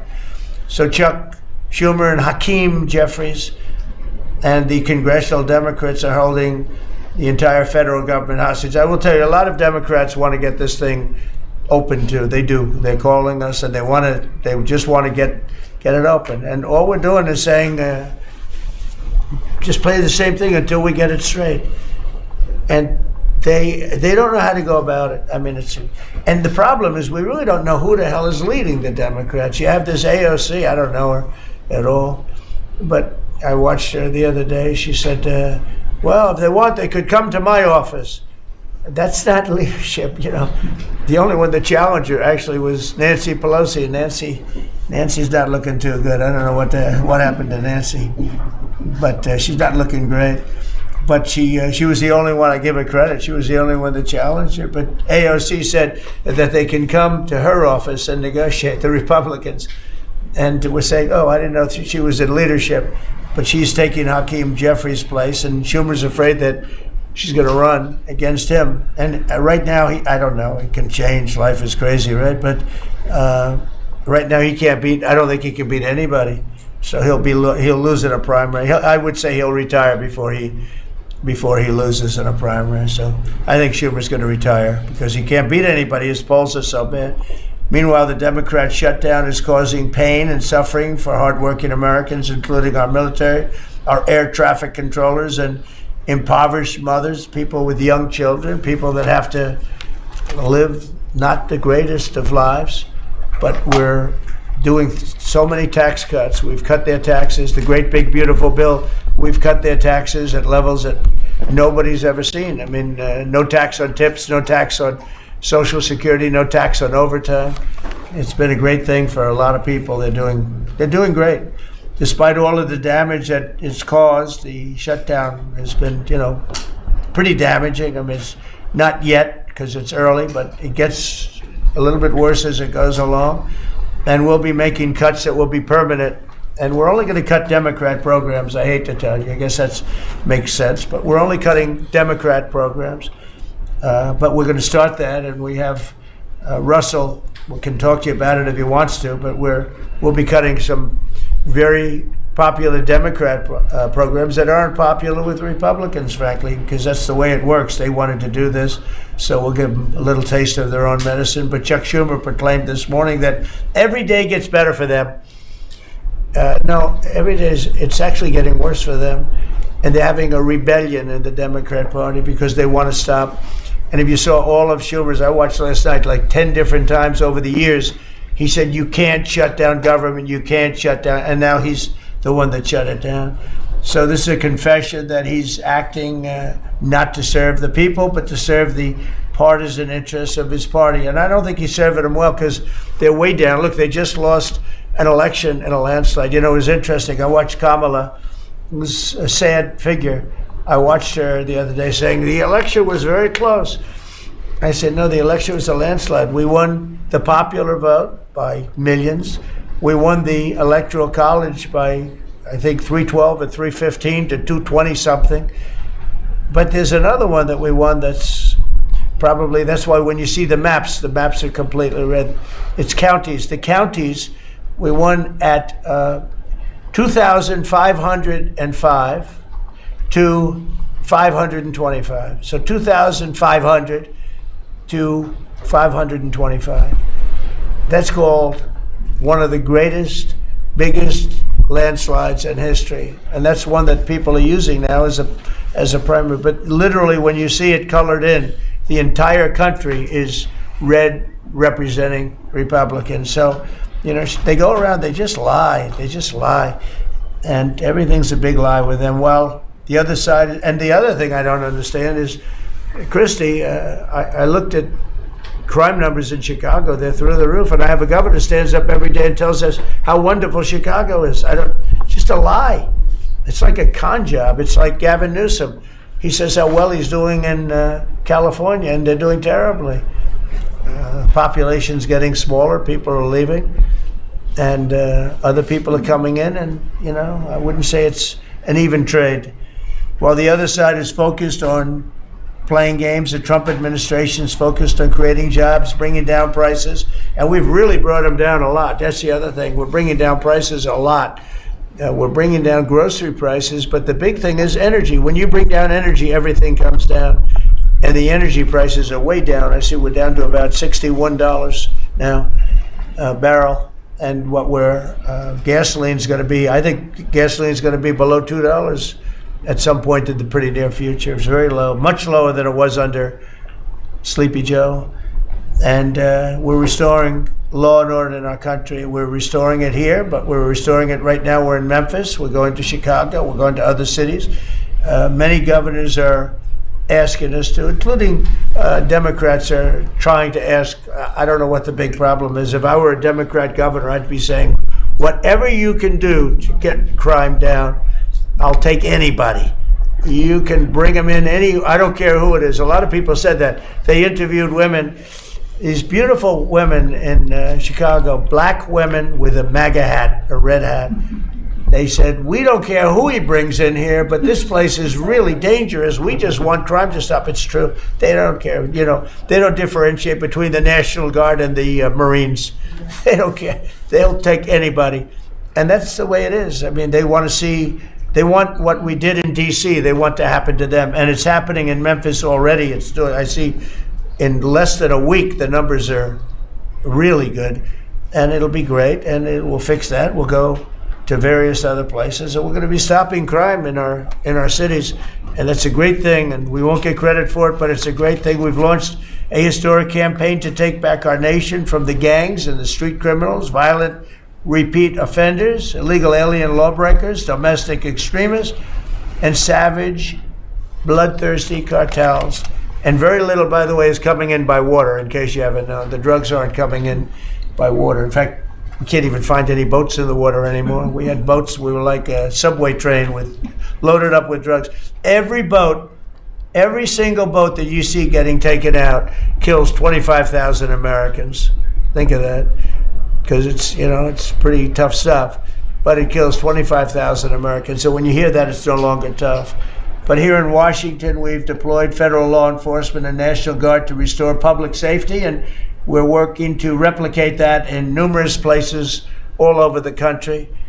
And we have a very powerful military. We have a very powerful National Guard. I want to thank the governor of Texas, who has been, as usual, great. Governor Abbott, he gave us 400 troops without even a question. And we have other governors likewise doing what has to be done because they know we have to confront crime. We're directly confronting the sinister threat of left-wing domestic terrorism and violence, including the terrorist group Antifa. You saw that yesterday. We had a news conference. Antifa's out of control in Portland and other places, but mostly Portland in the case of Antifa. And we had people that were really badly affected by them. It was terrible. So one of those things, but we're knocking the hell out of them. And we're looking for the people that are funding them, and those people are going to be just as guilty as the people that smack people over the head with a baseball bat. And I'd like now to ask Attorney General Bondi and Secretary Noem to discuss this a little bit and tell where we are.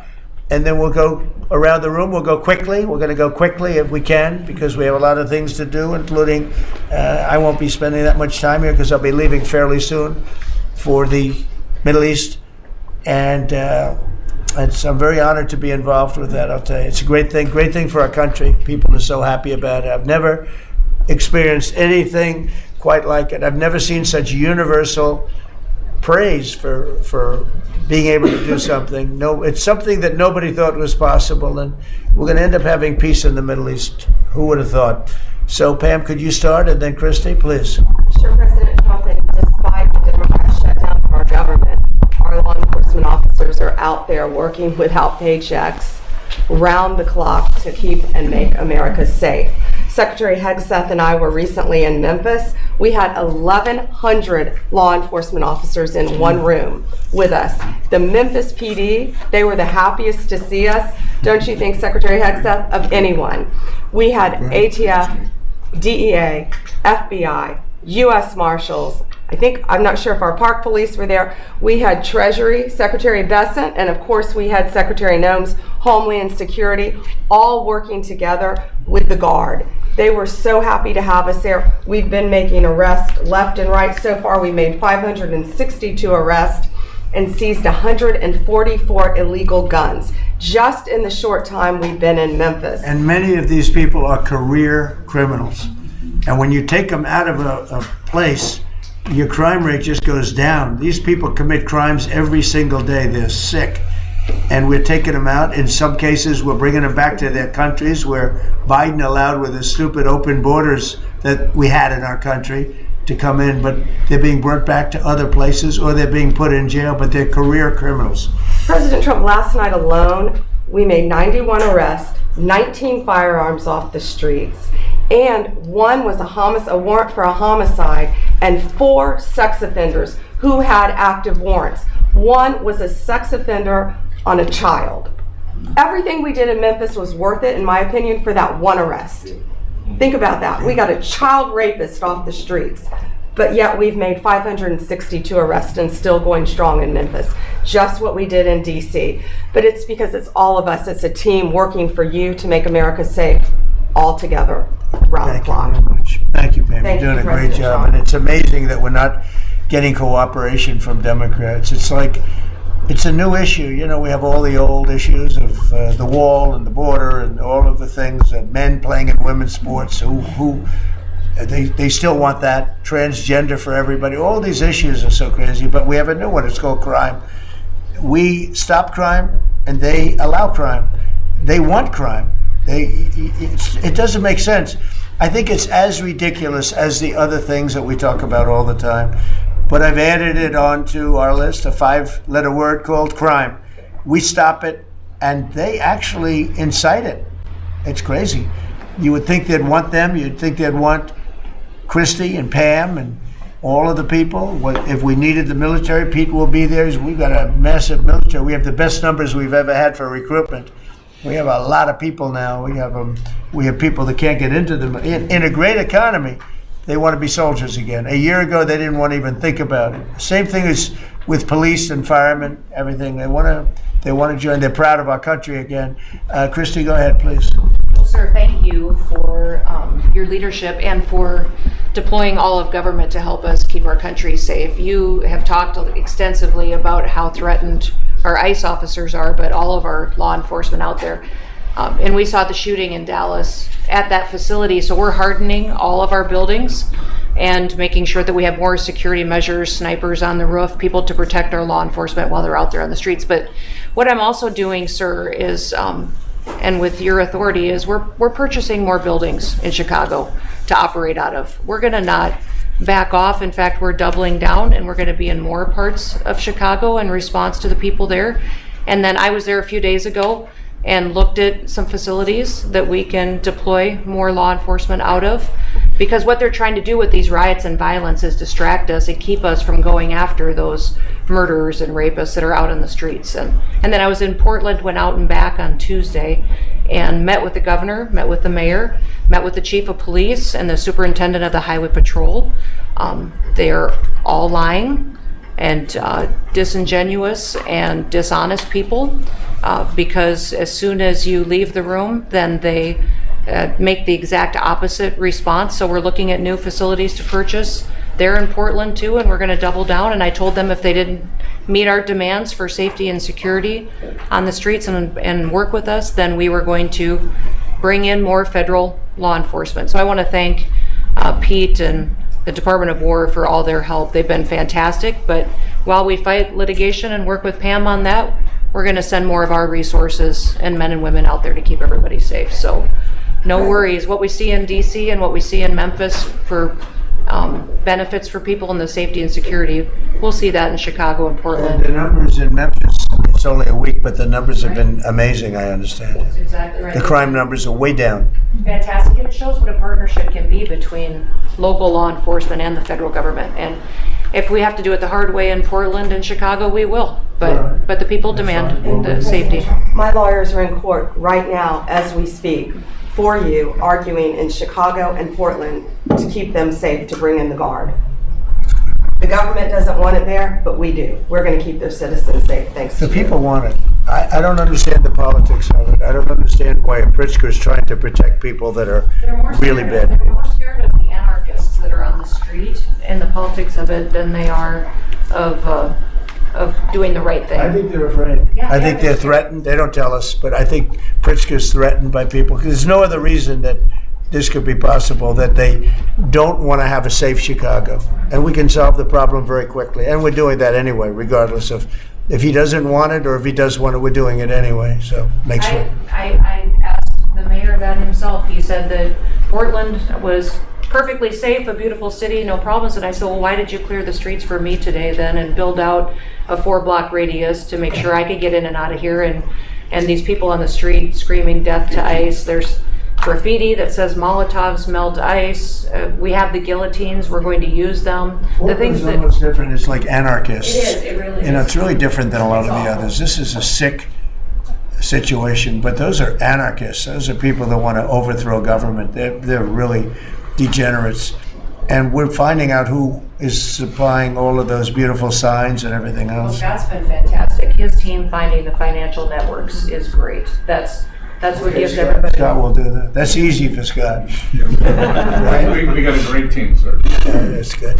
How about we go to Marco? You can talk a little bit about what's going on and Well, go ahead. Yeah, Mr. President. I don't know if one day perhaps the entire story will be told about the events of yesterday, but suffice it to say, it's not an exaggeration that none of it would have been possible without the President of the United States being involved.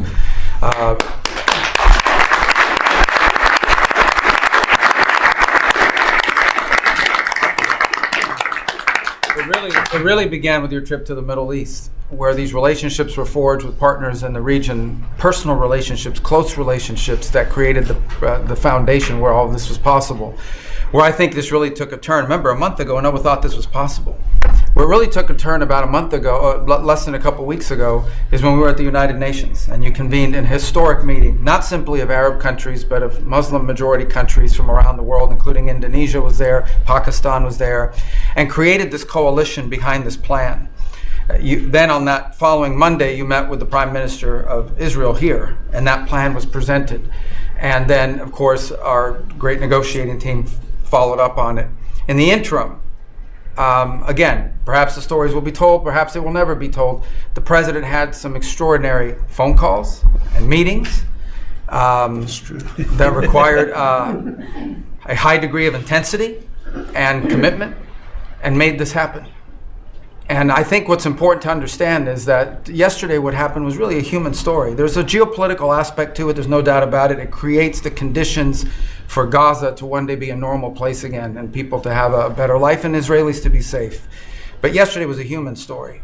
And because of the work you put in, and honestly, not only is there no other leader in the world that could have put this together, Mr. President, but frankly, I don't know of any American president in the modern era that could have made this possible, because of the actions you have taken unrelated to this, and because of who you are and what you've done and how you're viewed. And this weekend, because of that, at some point very soon, we are going to see 20 living human beings emerge from the darkness into the light for the first time in 2 years.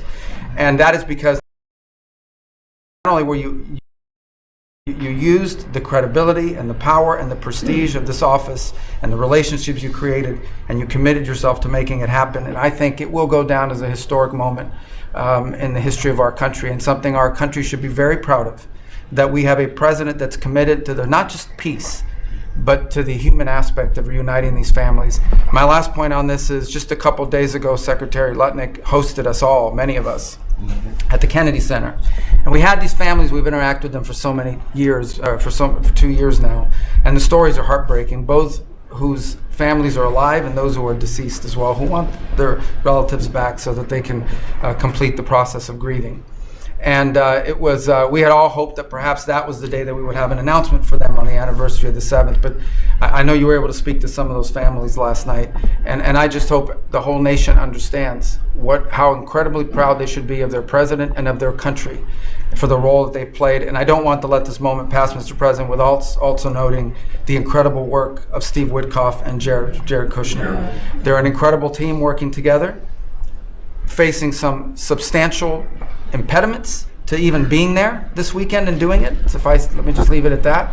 And they've done a great job on your behalf, Mr. President, and they deserve a tremendous amount of credit. But thank you for what you've done for the world. For the world. Thank you very much, Marco. I appreciate it. I think because we have a very busy day with all that's going on, what we'll do is maybe just a few of you raise your hand if you'd like to say something that don't talk too long. He's doing such a great job. So good that he could talk all day. That's the problem, right? But go ahead. And what we'll do is just take a few hands, and then we'll go back to getting peace done. Okay? We'll go a little bit quicker. We'll take a few questions from the press. Go ahead, please. President Trump, I just want to double down on what Marco was sharing. It's such a remarkable accomplishment. Agree that no other president could have done this, but what set the groundwork for you able to do that? When you took office on January 20th, you made a 180-degree turn in our military strength with Pete's leadership. You were the master class in peace through strength. So militarily, we've completely turned around. We've demonstrated that through execution against Iran and others, that we have force. We want to end wars, but we'll use power if we have to. And then secondarily, peace through strength is also the prosperity, having the strongest economy and being willing to wield the power of a tariff in addition to the military power to reorder the globe. Those two things that you're standing on, both economic power and military power, allowed these negotiations to go forward. And I think as you've described the importance of these economic negotiations and all the trade deals, but that also begins with another 180-degree turn, and that was the 180-degree turn on energy.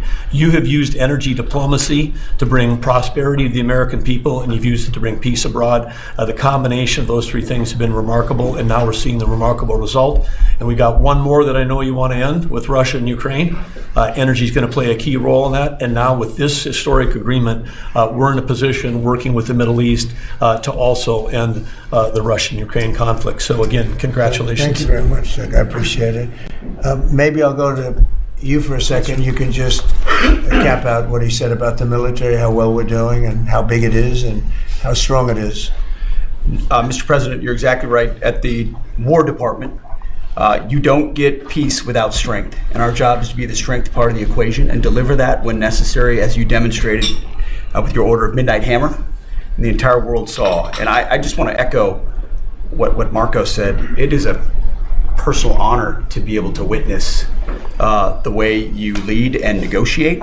I wish people had a full understanding of what that looks like, that historic nature. A lot of us vets, the Vice President, Tulsi, Lee, Doug, probably after decades of war and the chaos that was unleashed through reckless and foolish American policies, never thought this kind of peace would be possible.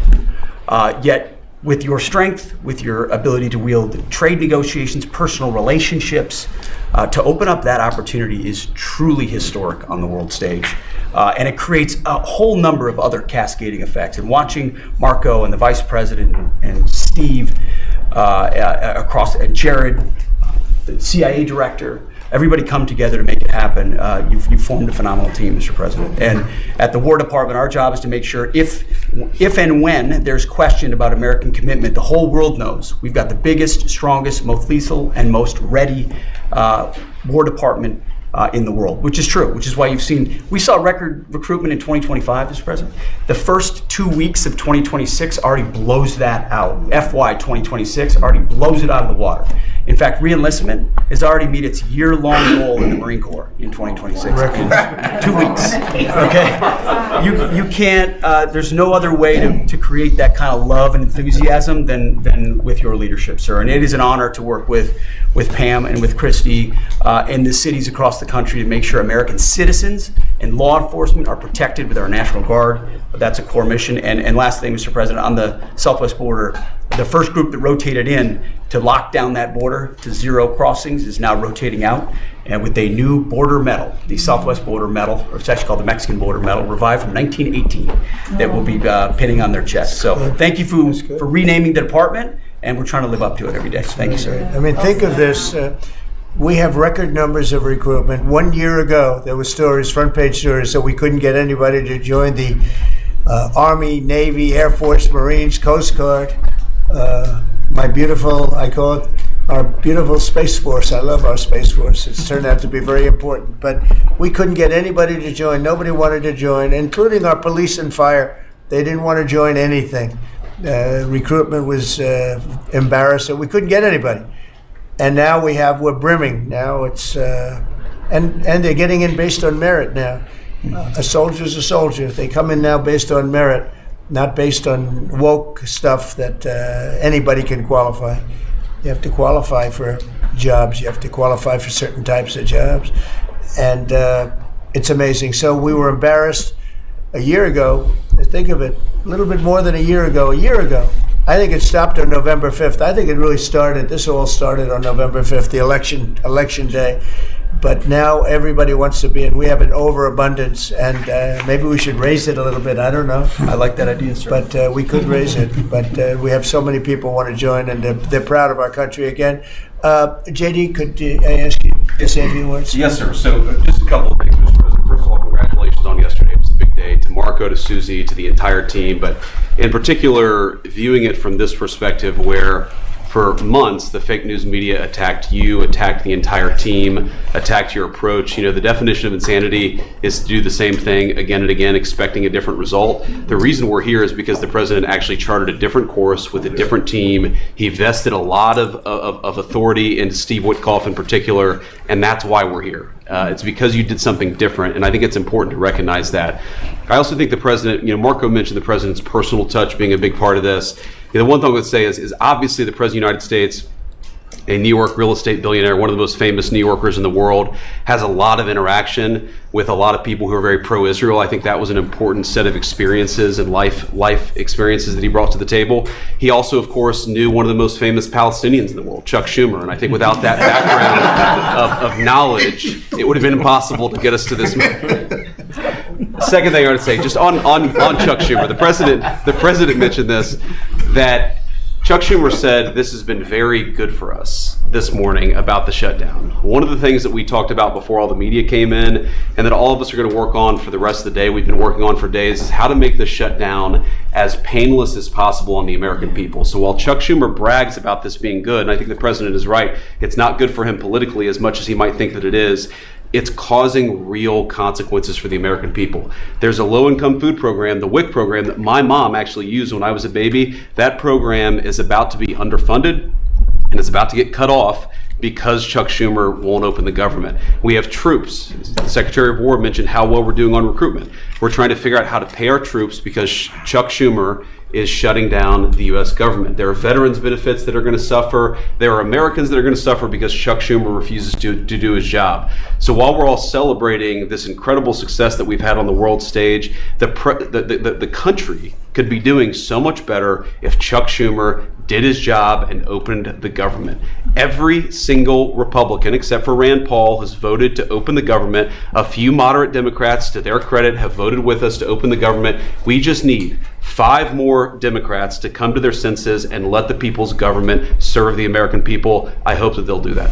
Thank you very much. Chris, please. Yeah, to follow up on that point, Mr. President, the Democrat or Schumer shutdown did not begin 8 or 9 days ago. It began 8 or 9 months ago with your inauguration. For the first time in American history, every Senate confirmed appointee who are our deputies to run our department, every one of them has been filibustered. One of the critical parts of my department is the National Nuclear Security Administration. It maintains, manufactures our nuclear weapons and our engines for nuclear submarines and nuclear aircraft carriers. We are a key supplier to Secretary of War Pete Hegseth.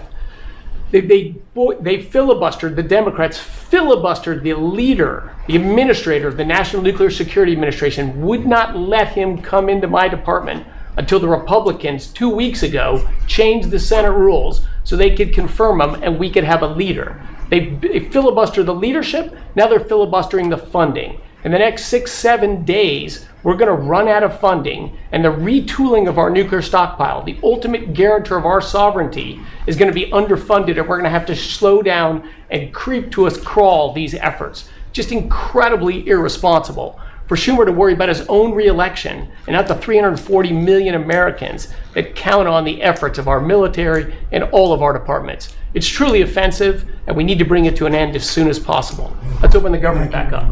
And you're doing a great job. Thank you very much. Bobby, did you want to say something? You got a lot of things happening. A lot of very positive things, actually. Mr. President, I'm glad you're getting bipartisan accolades on the Mideast Peace Agreement. You should also get bipartisan accolades on the MFN agreement. It is a historic agreement that's going to benefit every hardworking American. It's going to lower the price of drugs for every American. By the time this administration is over, we will have 95% of the drugs in this country will be the lowest price in the world. It immediately begins to affect Medicaid, Medicare, Social Security, the other government programs. I remember when I went through the confirmation process, and the principal preoccupation of the Democrats during that process was whether I would continue the IRA negotiations on drugs. The Democrats negotiated 10 drugs. I'm supposed to negotiate every year 15. The 10 that they negotiated, they claimed to get a 22% reduction, but it was a lie. It was 22% under the list price, which was actually higher than the price we were getting. So Medicaid, Medicare ended up paying more for those drugs than they were paying beforehand. They only got a benefit on one drug. One was tied. 8 of them were lower. So they should be applauding what we're doing now. We're doing something that every administration, Democrat and Republican, has been saying that it was going to do for decades, and you got it done because you understood the power of the tariffs. That we had leverage over these companies. And you did it in a way which you asked us to do, to negotiate in a way that was not going to stifle innovation, that was going to make sure that those companies could bring their production home, and they are doing that. And it was a profound success. It will affect every American for 100 years. And you should be getting bipartisan accolades on that. I'll say one other thing about Tylenol, only because of this. This morning before I came in here, somebody showed me a TikTok video of a pregnant woman at 8 months pregnant. She is an associate professor at the Columbia Medical School, and she is saying F Trump and gobbling Tylenol with her baby in her placenta. And the level of Trump derangement syndrome has now left political landscapes, and it is now in the realm of pathology. And a mother could overwhelm millions of years of maternal instinct to put her baby at risk. And all you have to do is look at the studies which you and I talked about. It's not dispositive that causes autism, but it is so suggestive that anybody who takes this stuff during pregnancy, unless they have to, is irresponsible. There are 15 rodent studies. Every one of them shows if you give it to the mother, the babies, and particularly the male babies, have profound neurological and behavioral changes. There is a study from Johns Hopkins on cord blood where they divided women into 3 categories: those who had the least acetaminophen in their cord blood, and those who had the most. The ones with the most had 3.6 times the rate of autism in their children. The middle category had 2.2 times, so it's a dose-related response. And there are dozens of studies that show the countries that use the most have the highest level of autism. Cuba has the lowest level in the world of acetaminophen use, and it has the lowest autism rate in the world. So this is not dispositive. It is not proof. We're doing the studies to make the proof. But in the meantime, the precautionary principle should apply. And any mother who is taking this stuff during pregnancy just to get back at Donald Trump is doing something that is pathological. And we're seeing that across the board. I got a lot of other stuff to talk about, but I know we got a short time here. But thank you, Mr. President. You're making our country healthier again. Thank you, Bobby. Could you just say, for the record, state what the autism was, let's say, 20 years ago and what it is today? In 1970, the largest epidemiological study in history was performed. 900,000 kids were looked at. They were looking for autism in Wisconsin children. They looked at every child in Wisconsin who was 8 years old. They found an autism rate of 0.7 per 10,000. So almost close to 1 in 20,000, less than 1 in 10,000. Today, the autism rates are nationally 1 in 31, but it's actually much worse than that because California, which has the best collection system, reports an autism rate of 1 in every 19 children, 1 in every 12.5 boys. This is a national security issue. There is nothing more important, and I'm grateful to you, Mr. President, because you know the flack that you take for even talking about this issue. You've shown courage and you've shown leadership, and I can't thank you enough for letting me do this work. Thank you. So think of that, 1 in 20,000, and now it's 1 in 12 for boys, 1 in 18, 19 for girls.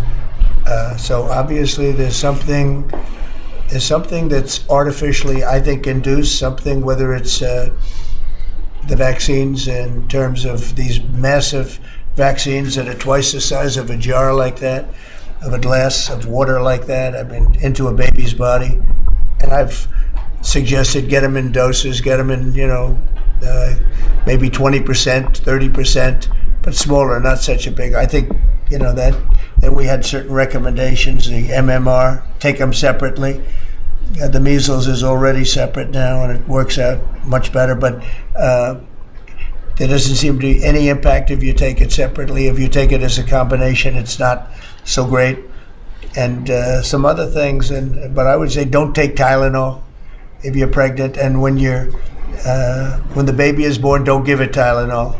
If you can avoid it at all, just don't give it Tylenol. And, I'll say really, this what do you have to lose? You really don't have much to lose. Yeah, There's many other confirmation studies. There's 2 studies that show children who are circumcised early have double the rate of autism. And it's highly likely because they're given Tylenol. So, none of this is dispositive, but all of it is stuff that we should be paying attention to. But, there's a tremendous amount of proof or evidence, I would say, as a non-doctor, but I've studied this a long time ago. I met Bobby in my office 20 years ago. We were talking about the same thing 20 years ago. And I was a real estate developer. It bothered me that it seemed to be getting worse, but it's so bad now when you hear these numbers. It's not even really sustainable. I don't know how people do it, but there is some very strong evidence on Tylenol. In fact, at one point, I guess the company gave a warning. They still don't recommend it during pregnancy. That's the weird thing. They're not recommending it, and that's the company itself. So just don't take it. Don't take it. If you're a woman, don't take it, and don't give it to the baby when the baby's born, and I think that's going to have an impact. But I'd also get the shots in smaller doses. And, there are we gave a few things that just seem to be, and I think you'd get that number way back up. Think of it. You have 1 in 20,000, and now it's not even believable when you think the 20,000 drops to 12 children. So that's induced by something that's given or taken, and it should be able to be stopped. And you're talking about the Pennsylvania Dutch, you were talking about the Amish, where they don't take any of this stuff, and they have virtually